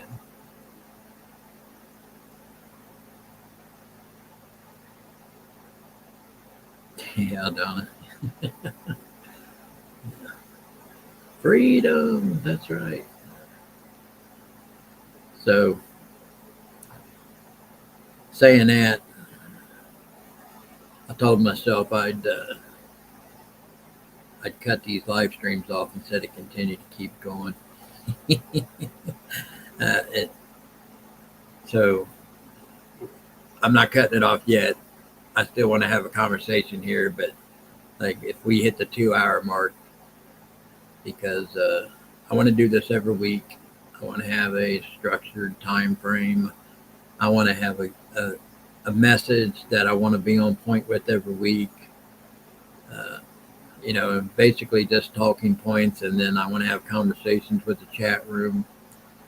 And you know, none of my live streams there's never a large amount of people in here. I know when the other live stream that I was involved with, we were getting some decent numbers in there, but that's okay. I'm no longer involved with that anymore, so I want to be able to do this. And if you guys, I got a suggestion. The reason why I do this at 6:30 on Fridays is because I did not want to be up against any kind of competing shows, or whether it was, because I usually the worst day to do this, but I figured I'd wanted, but people who wanted to just come in and have real conversations will show up, and it's a smaller group, but it's an engaged group, and that's what I like about you, all you young ladies and gentlemen here. You engage. I enjoy that. That's my favorite thing. Lisa. Hey, I got a question. See if you guys can hear this.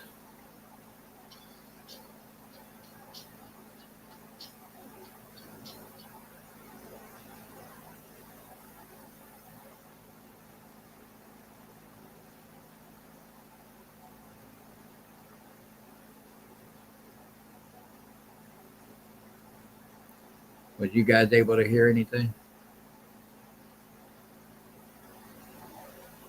I'm curious because I got a little mixer board I wanted to try out. I'm trying to improve my game a little bit, guys. I want to bring at least a little bit of professionalism or whatever, like, and I'll call it structured again, live stream, to where we can have some, and I'm going to start putting in my live stream schedules. Hopefully I'll be able to put in my live stream schedule the subject of the day for the live stream, and that way you guys will know up front what what I'm wanting to talk about, and then of course we can always talk about. You couldn't hear it.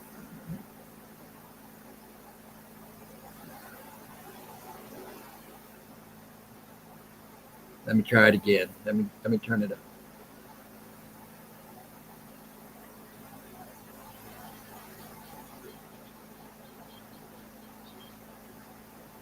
How about that?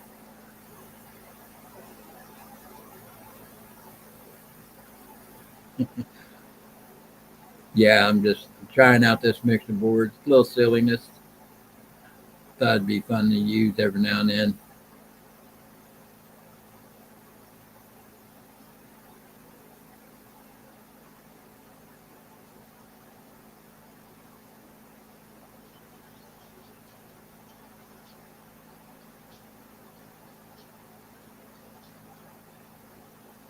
Anyways, if you can't hear it, you can't hear it.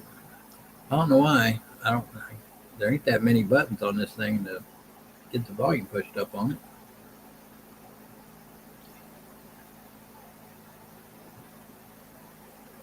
But anyway, guys, this has been it's been a hell of a week.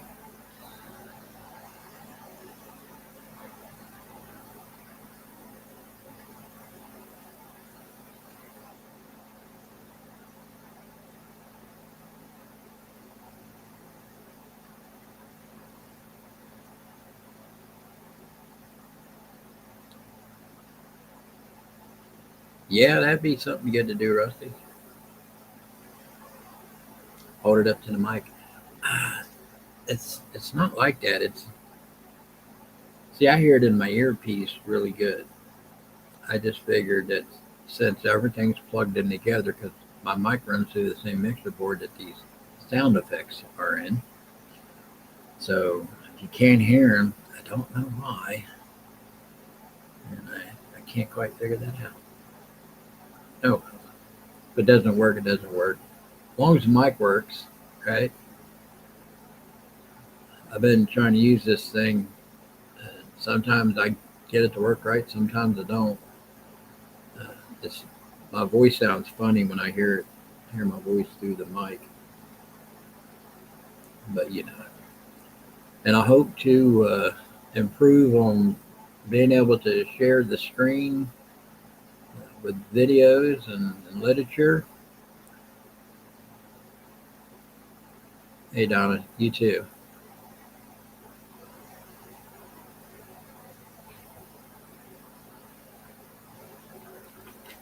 And also, if you guys would like to come on and be on here with me, as you can see, I'm capable of, Brandy can get on here, well, most of the time. I don't know what's going on right now with it.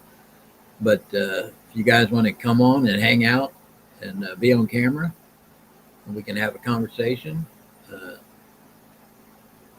just get in my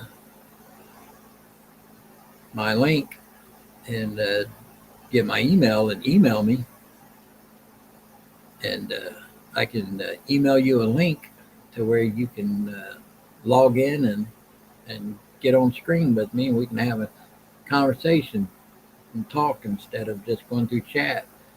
Anybody that's interested in that, just do the sound effects yourself. No, Rusty, I don't think I can do it that way. Not as good as these sound effects are. I mean, I can do the slap or do the laugh or something, but I can't do the music.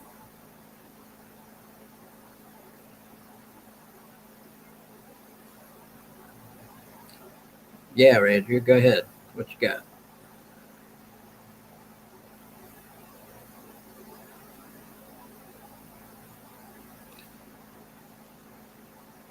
But getting back what I was saying, like people are in here all the time, like Stephanie or Rusty or Libby. You guys, you engage with me all the time. Even Andrew, if you want, I can send you the link I believe I can have as many as 6 people that we can populate in here, that we can get on here and have an actual conversation. And I'd say have a little debate, but we are all basically like-minded. I'd like to get somebody from the opposition on here. I would treat them with the utmost respect and have a honest conversation with them.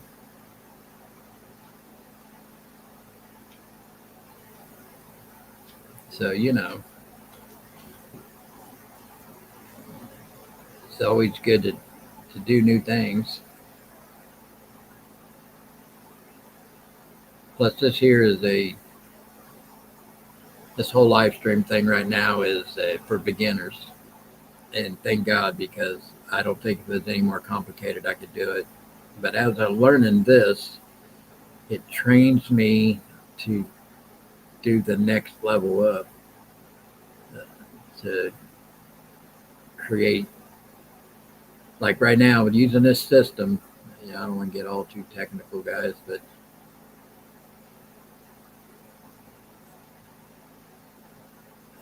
Andrew, have you seen me lately, buddy? Looks don't matter. It's just like if you want to have like how, like guys like me, I'm a slow typer.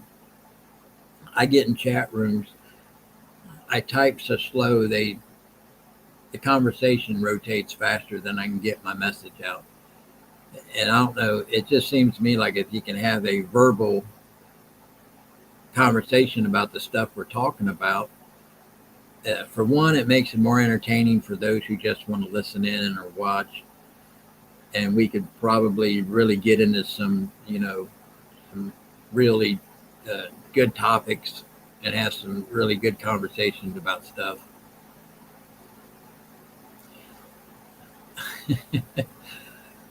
Well, Rusty, I told you about why I didn't put wide tires on my welding cart. My daughter, I tell you, I've got so much stuff in my garage that I wouldn't have any room to roll the cart around inside the garage. That's why I have to keep them skinny ones on there. Yeah, hey, at least it rolls again.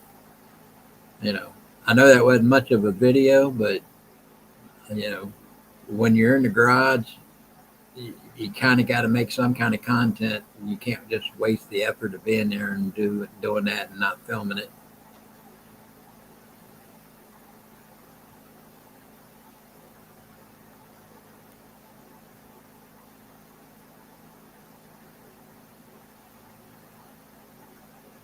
What comment is that, Stephanie? I don't know if I've seen it.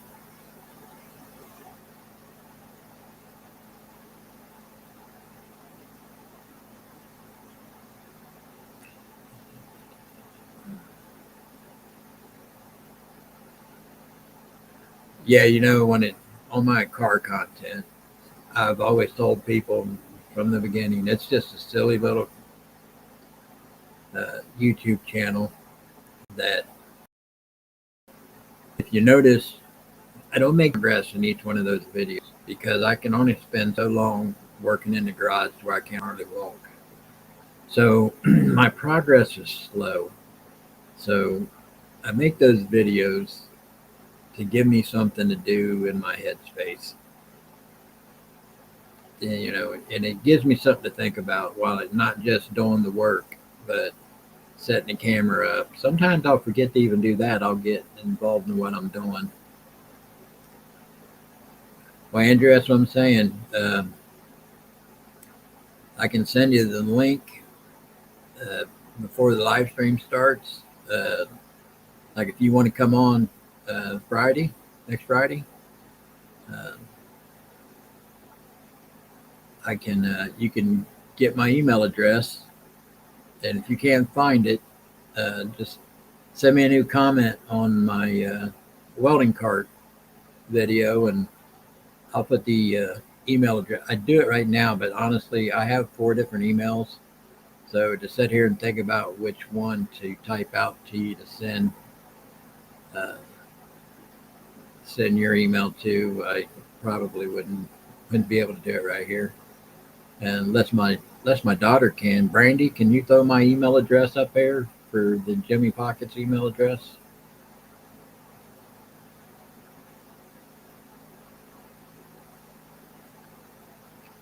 Let's see. Yeah, Libby, Springfielder.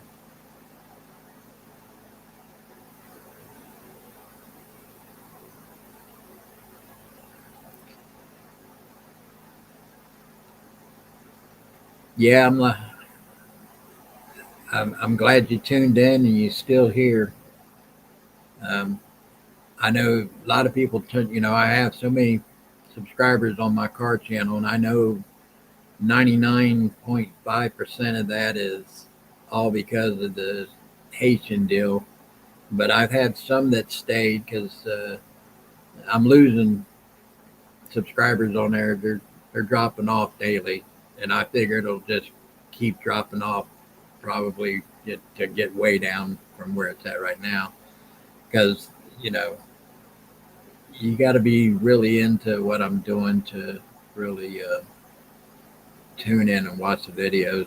And it's just what I do is there's so many other better YouTube channels out there that really have some high end work that they're doing. Like I said, mine's just a stupid little silly channel. I'm pretty archaic in the work that I do as far as how I get it done. Um, it's basic.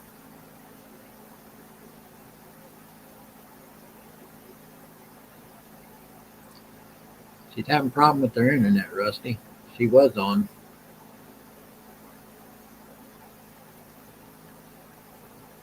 Yeah, Libby. I've been to Killcare many times. I've broke a few cars at Killcare. I I've left a few parts laying on the track here. Anymore though, I feel like I've gotten too old to drag race. When I say that, I don't mean like I'm too old, but my body reaction time would not be as competitive as I would want it to be. So if I can't be competitive, there's no sense in doing it. So this car I'm building right now on my other channel, it's all for looks. It's going to look like it's supposed to go down a quarter mile, but it's just going to be a daily driver. Let's see. I don't think I've seen it. The song that you're mentioning.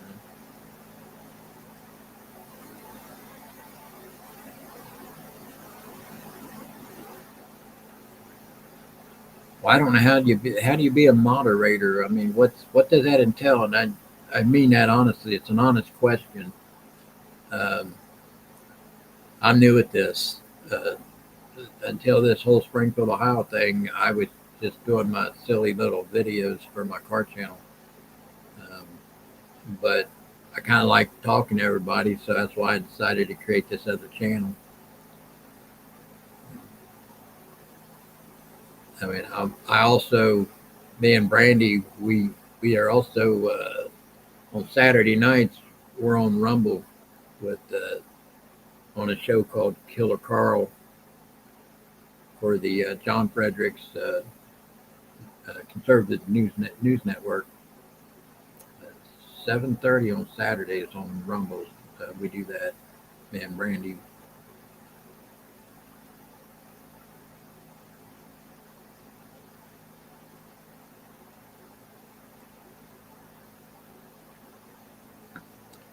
Yeah, Libby, and I appreciate that. But I want to make I want to make it to where it's not just about the message of. I think I have more in me than just giving people updates on Springfield. You know what I mean? Maybe I don't. Maybe I don't have enough people have enough interest in me to stick around for the long haul, or even grow in my audience. It's like this channel here. Uh, I've kind of frozen my subscription, my subscribers. I've kind of been about the same number of subscribers for weeks now, and I don't know how to make a channel grow any more than what I've been doing, because I've tried to promote it on my car channel because I know there's more eyes on that channel than there are on this one, obviously. And then I tried to use that channel also to promote the other channel on the other one that I was with the gentleman doing that other live stream.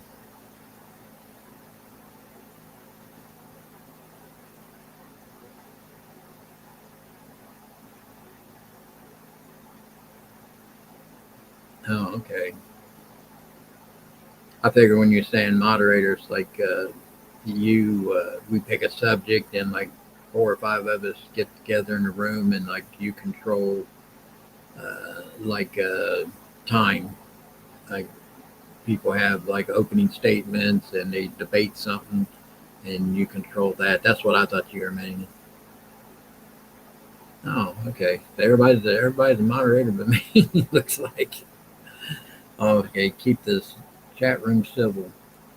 Well, I think we really haven't had a problem here unless you guys have taken care of somebody in the chat room that I didn't realize. I mean, trolls I kind of enjoy because usually when I will engage with them in a civil manner, they usually lose their shit and don't know what else to do to fire back at me. So it kind of like takes the winds out of their sail.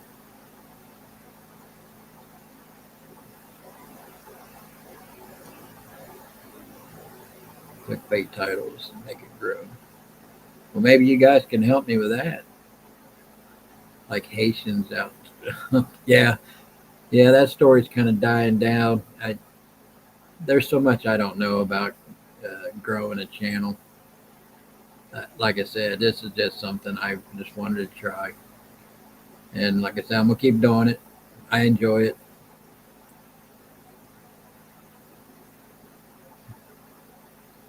Yeah, Brandy, a couple weeks ago before you started coming on here with me, I've had a couple trolls in here, but they'll say a couple things and then they'll just go silent and not say nothing else. So to me, if you're going to be a troll, you're not a very good troll if that's what they do.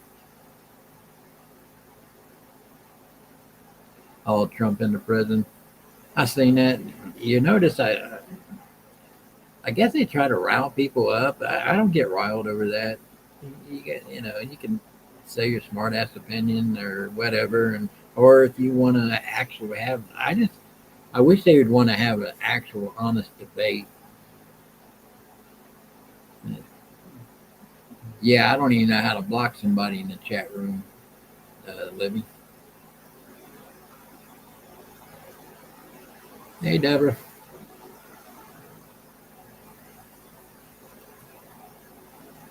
Yeah, Brandy.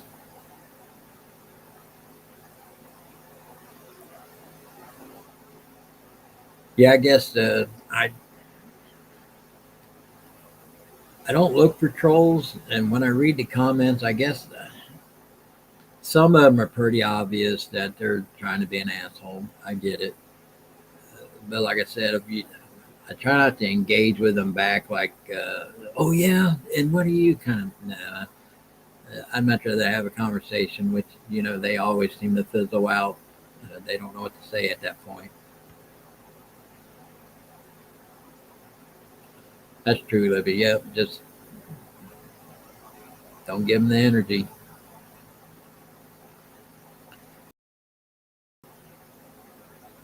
But I like to grow this channel. I wish more people that have subscribed to my other car channel that subscribe to it for the political stuff, because I announce stuff on that channel all the time about this channel, and it just doesn't seem like it grows any. And I'm trying to, and I don't really care if it grows a whole lot. It would be nice to have at least the right amount of numbers to where YouTube will pay me a few cents on the dollar.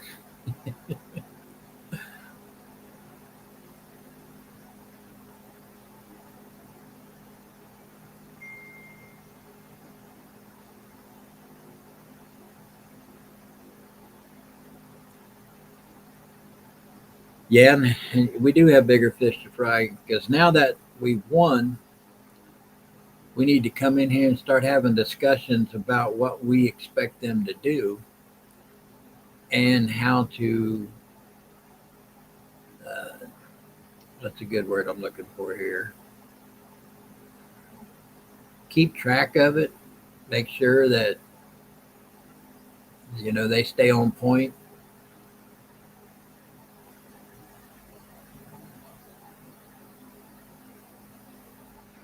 I seen somebody was talking. They've been threatening to pack the courts uh, ever since Trump was in office last time. The thing is and somebody had a good thought the other day I was watching. So there's what 13 districts, right? So if there's 13 districts, and they said to up one on the game that they want to play, add Supreme Court justices to have one for every district that they are under or over or whatever you want to say, and then that would be appointments that Trump can do, and there would be conservative judges from now till beyond the time that we're on Earth, at least me, uh, that will keep the justice warrior type judges off the bench.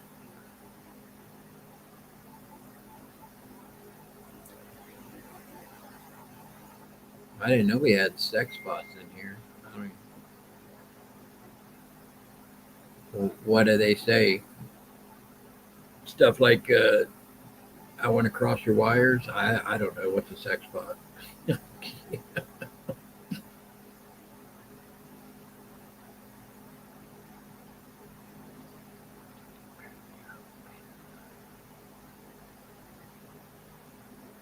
The last president?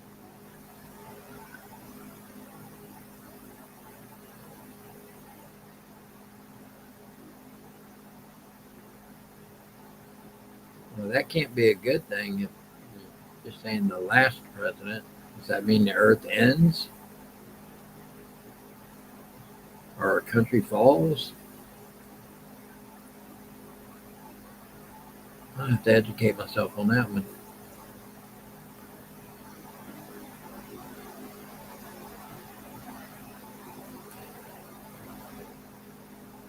Yeah, I want to.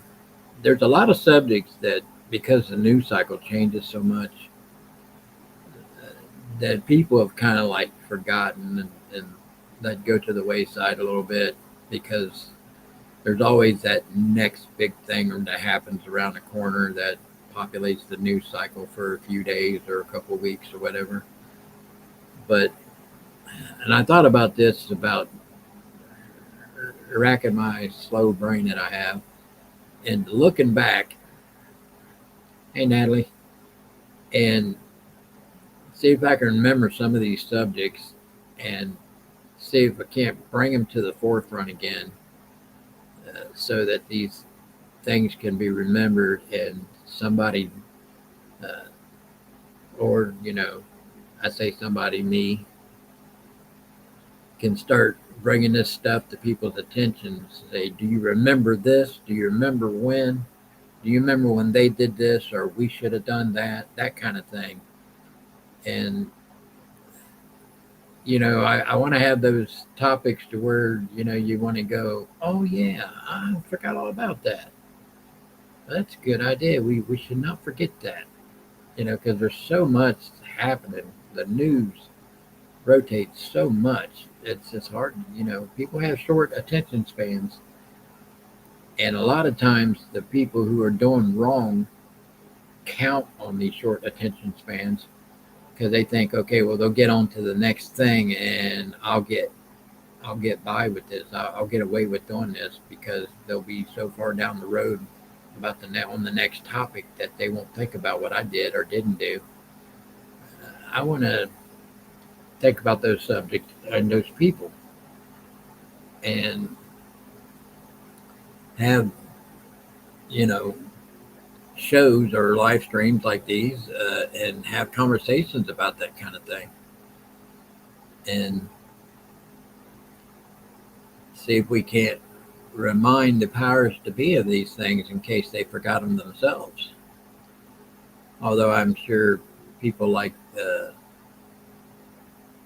Vivek Ramaswamy and Marjorie Taylor Greene and Matt Gates and all of them, which much smarter people than me, probably have all this stuff written down somewhere and is going to make sure something's done about it. I don't know. I would hope so. But I like to think about having conversations about that because, as individuals, just being the public that we are, to say, hey, yeah, yeah, that's right. I forgot all about that. Damn, that's pretty important at the time. So, just something to talk about.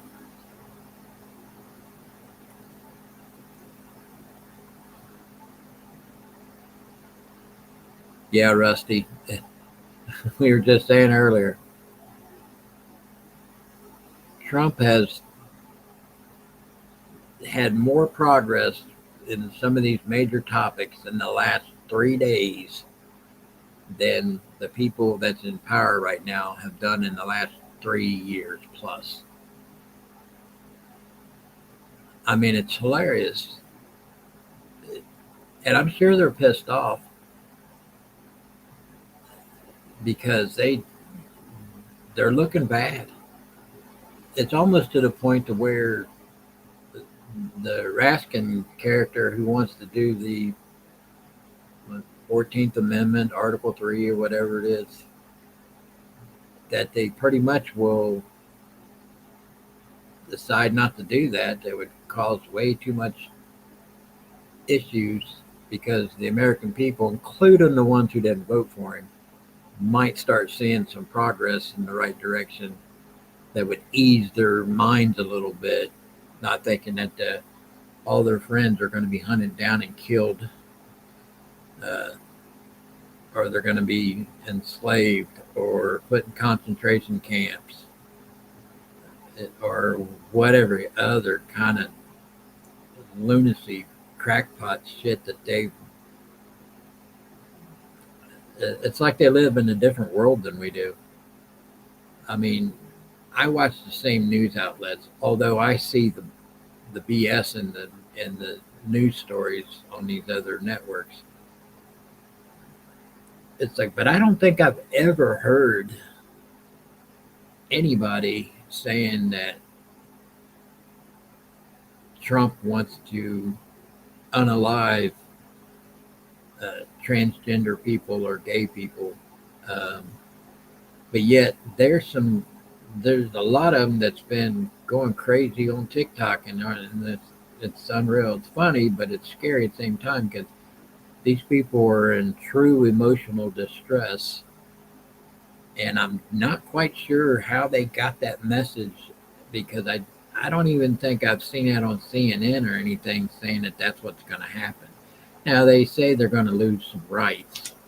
You hear that all the time. There are BS stories about losing their rights, but to hunt people down and kill them or put them in prison because they're gay.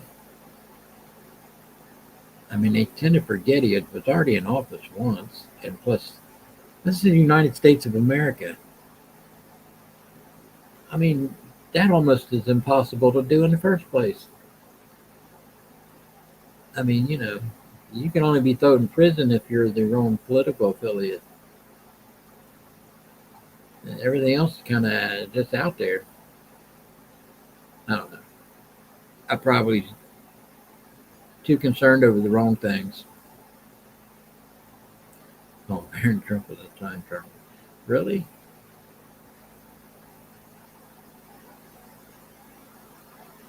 Huh.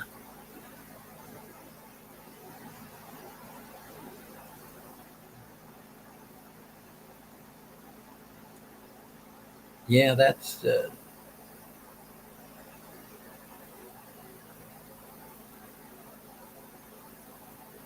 Yeah, Andrew, I didn't know that about Raskin's kid. I just remember when Raskin was going through chemo treatments or something for cancer.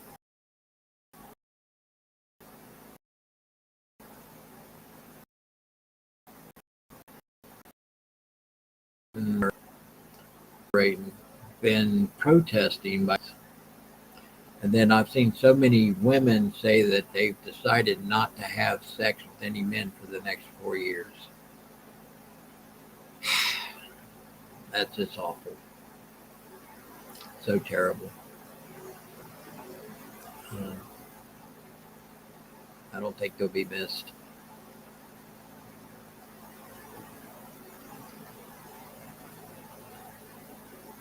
Oh, Pizzagate. Yeah, I remember that. Yeah, Pizzagate. Yeah, it's funny. Depending on which story, or I mean, it's even been in a couple of documentaries of some people who have evidence that Pizzagate is real, and some people who have debunked the idea of Pizzagate and what it means, what it stood for. And I mean, it's, because it's. I'm sure everybody in here knows what it is. It's supposed to be code word for uh, like some kind of sex party for pedophilia. I think is what it is. I think that's what it is. I'm pretty sure that's, if my memory serves me right. Uh,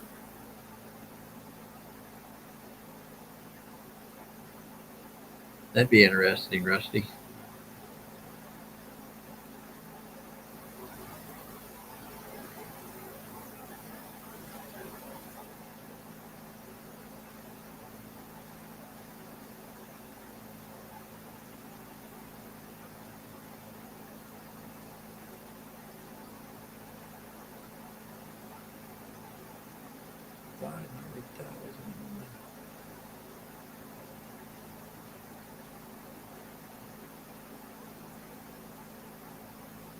Okay, so I can't. I'm sorry, I can't even read that. My eyes. FSIs.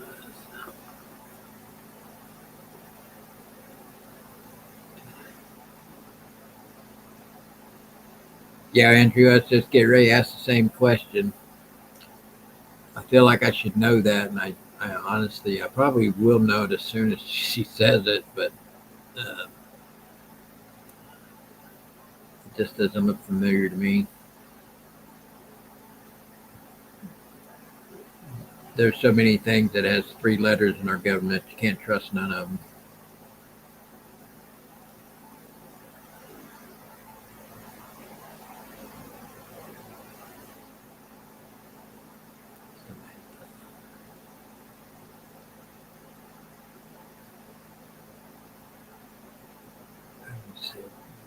Oh, okay.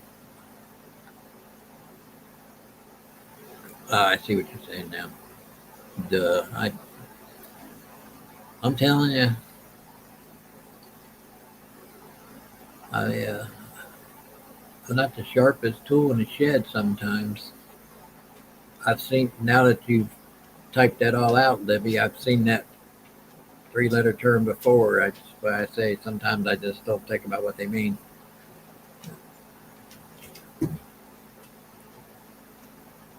It's, I tell you, there is so much to unpack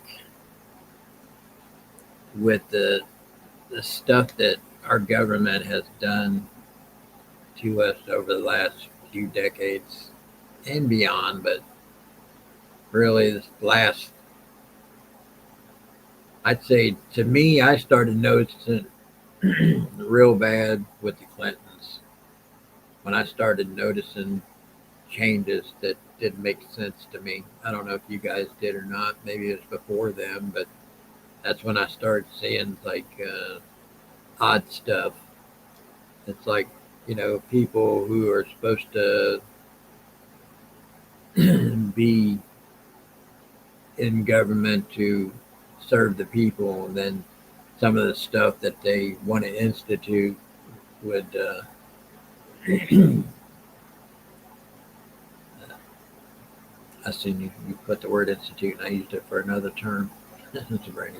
But anyway, it's things they want to do, and it's like, how can they want to serve us and then have these other ideas that are really so anti-American? That's unreal. It makes no sense to me.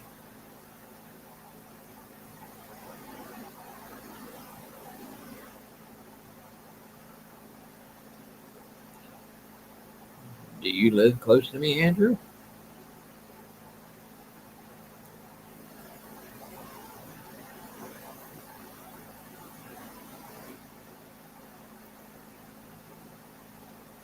Yeah, that's rare that that happened and the airbag didn't go off.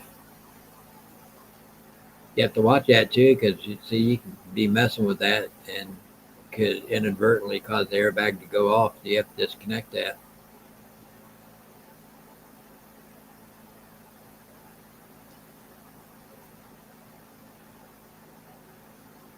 Yeah, Libby, that's I think there is the government's been stifling uh, invention for a while. Talking about all the patents that have been hidden from the people. There's a lot of people who have come up with some really good ideas, and it just didn't work in the plan that our government had. And I think a lot of it is because of globalism and the theory you're going to own nothing, eat bugs, and be happy. Hopefully, we could kill that deal for good, because the American spirit is to own a home for most people. I guess in big towns like New York or whatever, although you can still purchase your apartment, it's owning something you can call yours.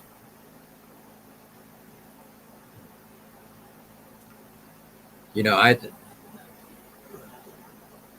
we need to put all of our efforts into getting the education system fixed, so the next generation isn't like these 20 somethings right now. We need to make sure that the young ones aren't hating their country or hating their parents or hating each other or are too confused to know what they are.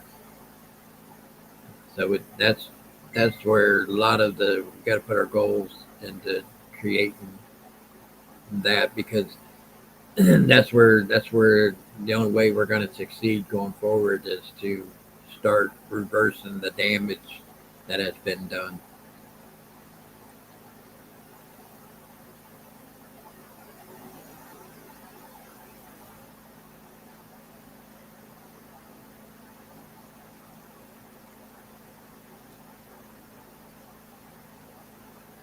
Yeah, I hate when it's amazing how those concrete basins on those light poles move around the parking lot. I had that happen to me one night in reverse. Uh, Although the parking lot was dark, the light wasn't working. The pole I hit, and I had a few too many liquid refreshments. But that was, shoot, almost 30 years ago.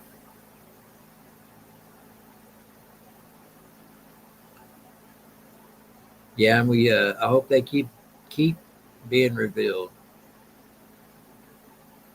And the thing is all these crimes against humanity. I mean, we are the ones that the crimes are being committed upon. So we, with this whole new election and everything, and how it was a popular vote and everything like that, too big to rig. Uh, we need to let the super rich who want to be globalists, because most of the super rich people that give us the problems are usually not even in this country. but they influence our politicians in this country. So it's those people. Yeah, Bill Gates. Uh, See, let me ask you a question. See if you guys think, Natalie, see if you think this. I don't think Bill Gates started out with this point of view that he uh, holds now. I think that he's been indoctrinated by the globalists, the super powerful, super rich, super elite of the world, who, because of his income, brought him into the fold because they wanted to use his money and influence, and they had to make it to where he was, you know, part of the group. But he seems to have gone way too far, way beyond that now. But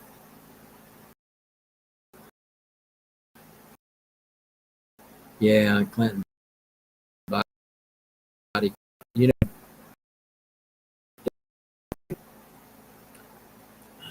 orbital orb or whatever you want to call it, that have either committed suicide, been killed in a robbery, or had a heart attack. It's one of those three, and it's not a small number of people.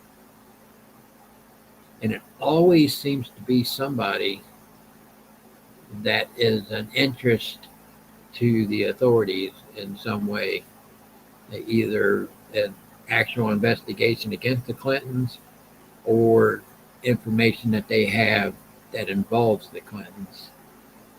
Not necessarily them personally, but some kind of dealings that they're involved with.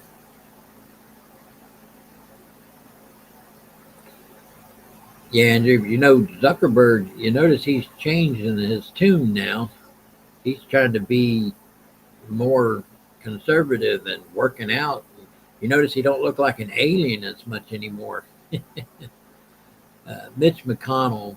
Uh, it's a good thing that this is the last we'll be seeing of him because he ain't going to be around much longer there. So yeah, that's what I was saying, Libby.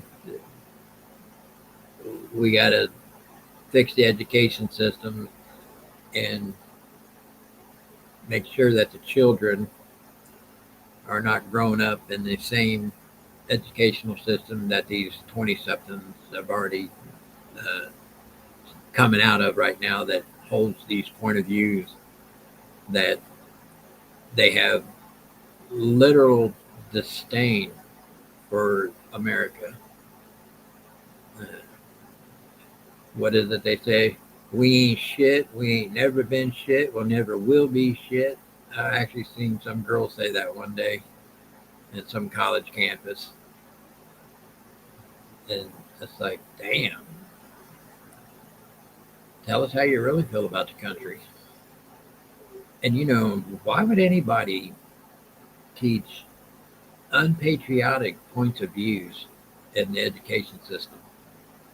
I mean, it'd be one thing if you had one rogue professor or high school teacher or whatever that's like that. But I mean, a whole institutional environment, uh, the entire across the entire country, to get that kind of a wave of ugliness is how I see it. Because if you don't love it here, and you don't always have to be happy about how things happen here. Sometimes, you know, we're not all, because especially us lately, we haven't had much to be proud of, but we still love our country. So even those, in my opinion, you should love your country, and if there's something that you don't like that needs to be improved, then as a U.S. citizen, it is your right to go forward and try to improve it instead of bitch, whine, and moan and blame everybody else that you're some kind of a victim and the whole country is against whatever group that you're supposed to be part of. I mean, it's just downright silliness. Yeah. And see, I never did understand, Brandy, why Democrats had such a problem with school choice. I mean, I know why they have a problem with school choice, but how they could, like, bring that message to the American people and have the American people agree with them. Like, yeah, school choice is a bad thing. Really? And what planet?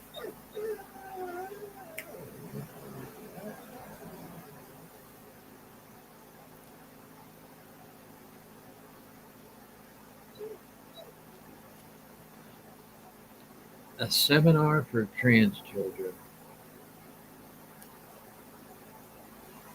See, you never heard of that term until 10 minutes ago. You know what I mean? You know what I mean when I say 10 minutes ago, just the last few years. Um, and let's be honest, 99% of the people who think they're trans are usually, if they're left alone, will either just grow out of it or they're just, at worst, and I don't mean worst case scenario, but I mean, they just end up being gay. They don't have to change their sex.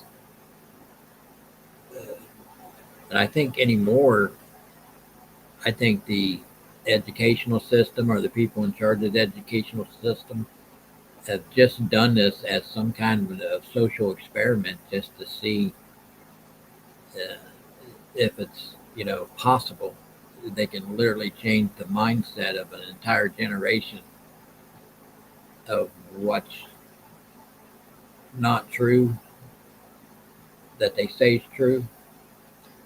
As I say before, what's left is right, what's right is left, what's up is down, and what's down is up. The sky ain't blue, it's black, and that's in the middle of the day when the sun's shining. And 2 and 2 = 5. And then all the things that they call racist. Math is racist. Being on time at work is racist. Having a good credit score is racist. Owning a home is racist. Uh, Dressing in clothes that fit is racist. Wanting to have a full conversation without cursing is racist. Uh, Needing an ID is racist. I'm sure I'm missing a few here.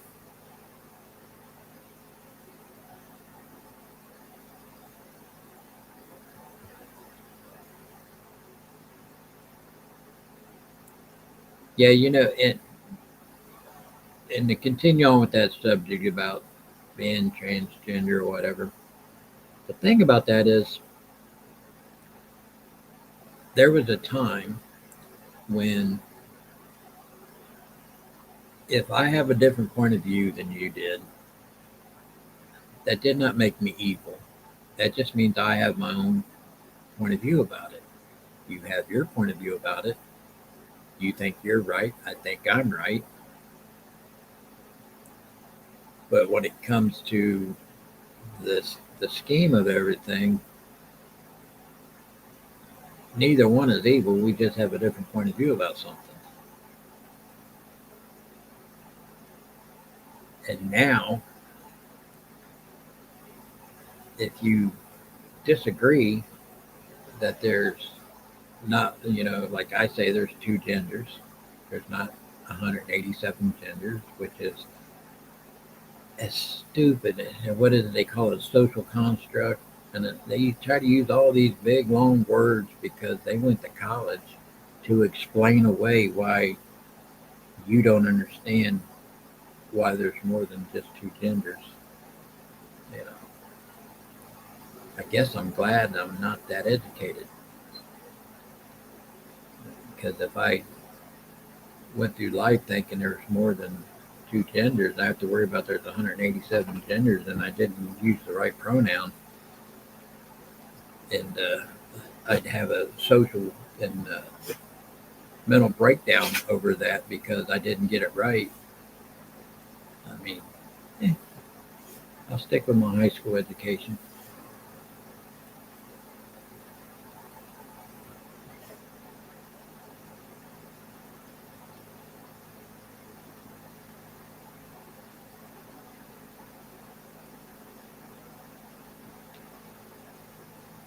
Yeah, and you know that word racist, and they want to change the definition on it. It used to be racist. It was just that you were prejudiced against somebody that was not like you, whether it be and by this using for this conversation color. So if you had something against another person just by the color of their skin, you were prejudiced against them. You were racist. Now you have to have prejudice with power, which makes no sense to me because no matter what they have, they consider the white person to have power over them, which makes no sense because we've had a black president. Matter of fact, most of your blue areas in the country are typically ran by African Americans or Latinos or somebody like that. I mean, it's rarely just pure white people. So they have the power too.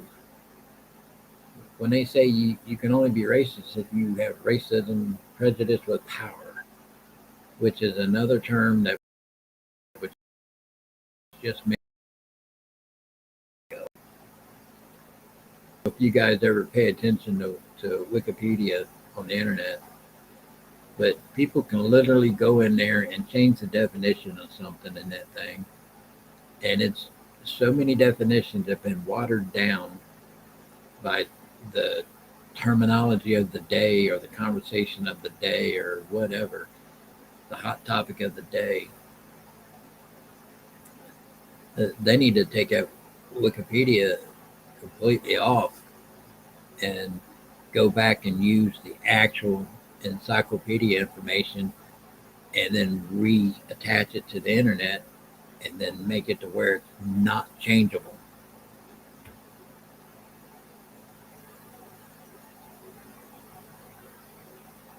Yeah, I tell everybody my pronoun is American.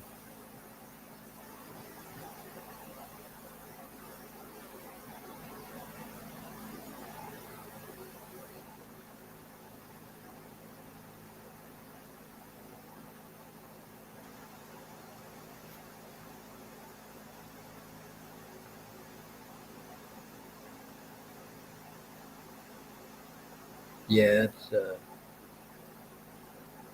I'm shocked about all kinds of stuff. But I'm kind of getting over the shock of what it's here's how I'll put this. This is how I explain this. So if you're not a person like I grew up in a rough area, so this doesn't shock me as much as it might some people. You go through life and you most people like never been in a fight or never been in a real altercation of any kind. And then when somebody out of the blue walks up to you and punches you dead in the mouth, you're so shocked that you don't know what to do. You don't know how to respond. So I think so many of us are getting over the shock of, I can't believe they just did that to us, to now we've learned how to respond.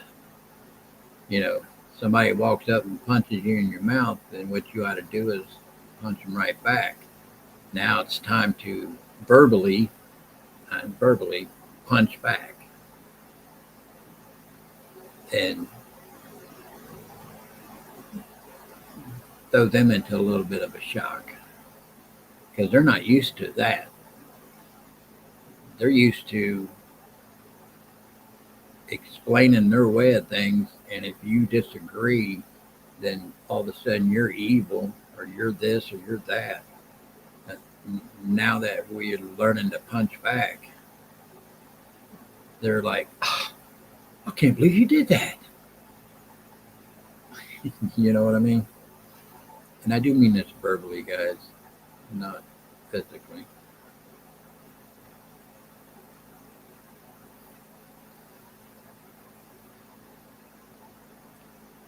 Who asked you? I missed something here to wear eyeliner. Oh, wait. What? I must have missed that comment. Eyeliner. Whew.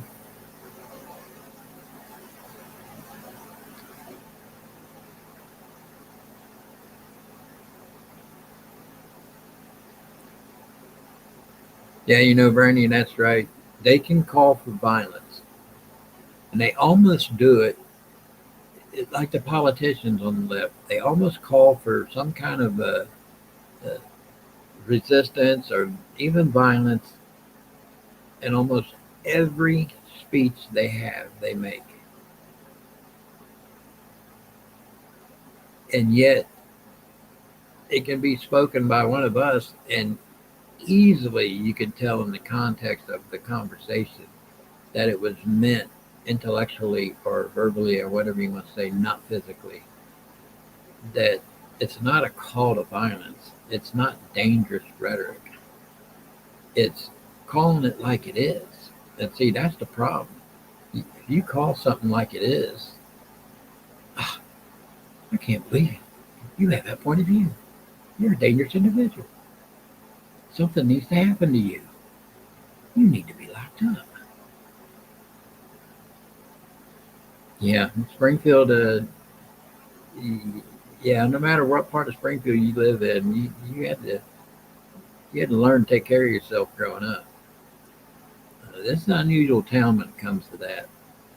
You're not isolated by we're isolated by a lot of dumb stuff, like what these like Columbus or Cincinnati goes through, but we're not isolated in the fact that there's a lot of bad parts of town blended in with good parts of town, and people kind of know each other in a it's like a melting pot of, yeah, I know that dude. You know he's part of a gang, but yet you know him, and you're not even in the life, but yet you know that person. It's just the way Springfield is.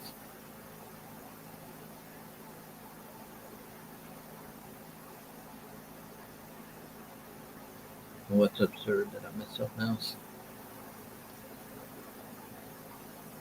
See, maybe that's like me. I'm not a troublemaker, but I don't steer away from trouble. I'm not afraid of it. Uh, I'm not in shock because I anticipate and expect people to do all kinds of foul stuff in life. Uh, so I'm not caught off guard too often to where, I mean, you can say something and catch me off guard, but when it comes to something serious, uh, there's a little, I wouldn't call it payback, but there's something that's going to happen back at you. So, but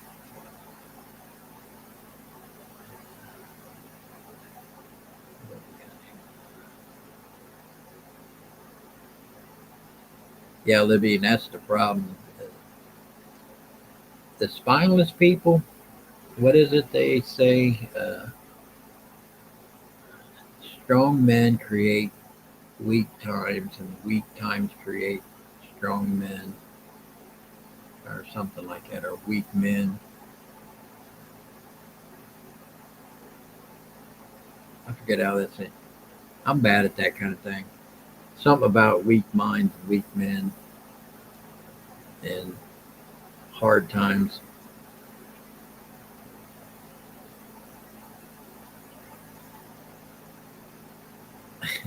Yeah, Brandy, don't tell them that. They'll think I'm a bad parent.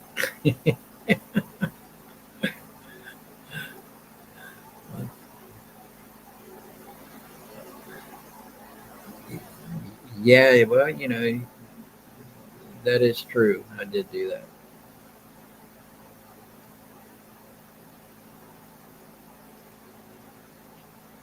Yeah, Libby, when I was growing up and going to school, of course, living in my neighborhood, I was isolated from being picked on by anybody because people were afraid of the people in my neighborhood. But yet, I always found myself defending uh, people who are, I don't want to call them weak, but, just very passive, very sensitive type individuals that don't want no trouble from nobody.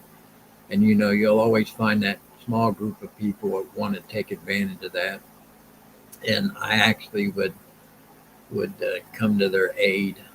And because of the situation I was in growing up, I could pretty much say and do what I want. And pretty much, not that I was a bad individual or nothing, but they were afraid of what might come with the trouble behind me, if you know what I mean.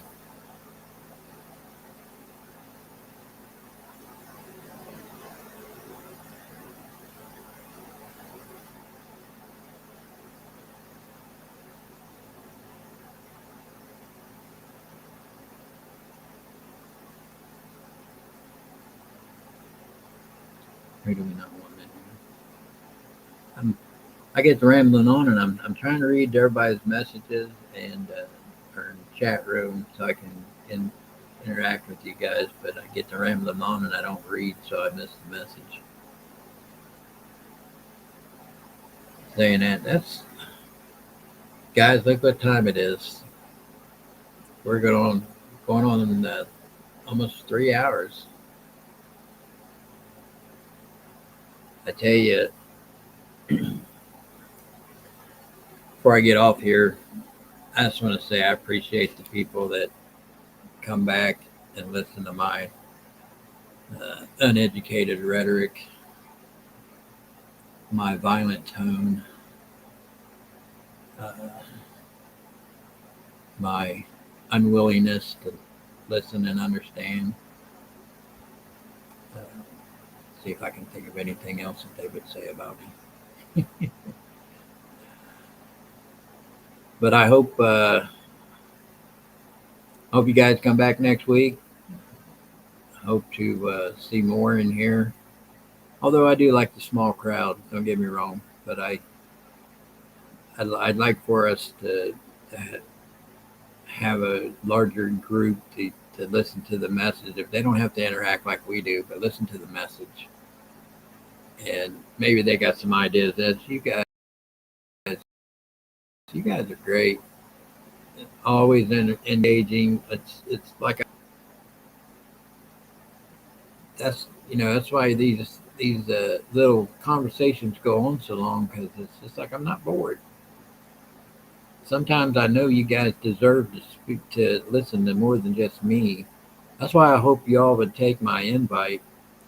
And if you can't find you should be able to find my email in my bio description or whatever of my channel, and email me. And if you want to come on and we can have a talk on camera instead of having to type everything,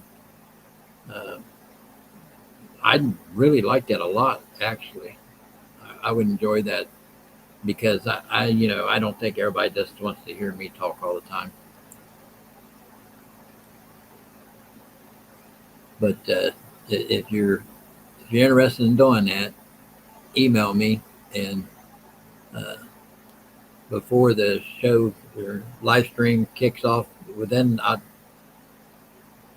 I'll send it to you within the hour, and maybe if you can get on and we can have a conversation for the live stream starts like 30 minutes before, and then we can have a talk and see what we want to talk about, see what you want to talk about.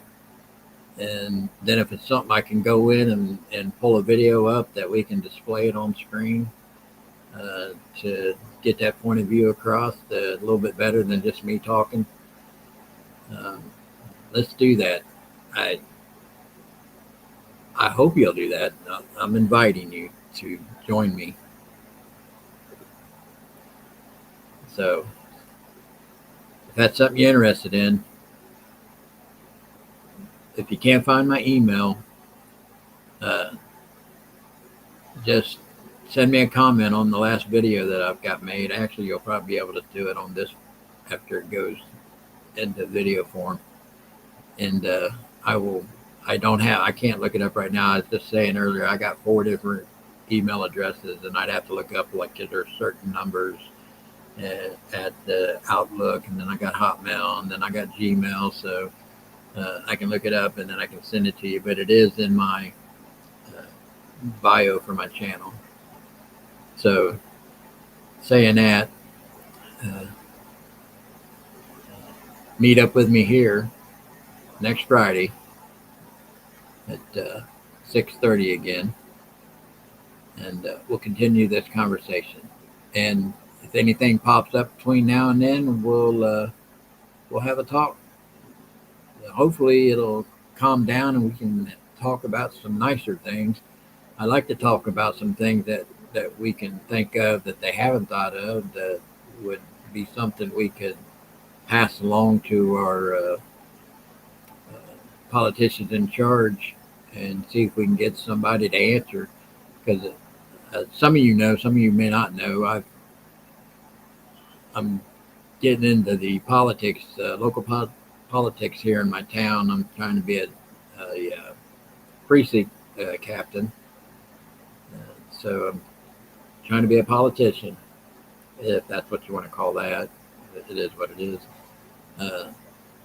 But I've been talking to the local GOP people, so I'm always looking to improve things. Right now, I'm trying to improve my town. That's my goal here, is to get rid of the people in our local government that has not served us well at all. And hopefully that'll trickle up to the state, and then from there trickle up to the federal level. So saying that, I appreciate it, everybody. Thanks for stopping in. I'm going to end this, and hope to see you here next Friday. Hope to see a couple of y'all next Friday. I'll talk to you guys.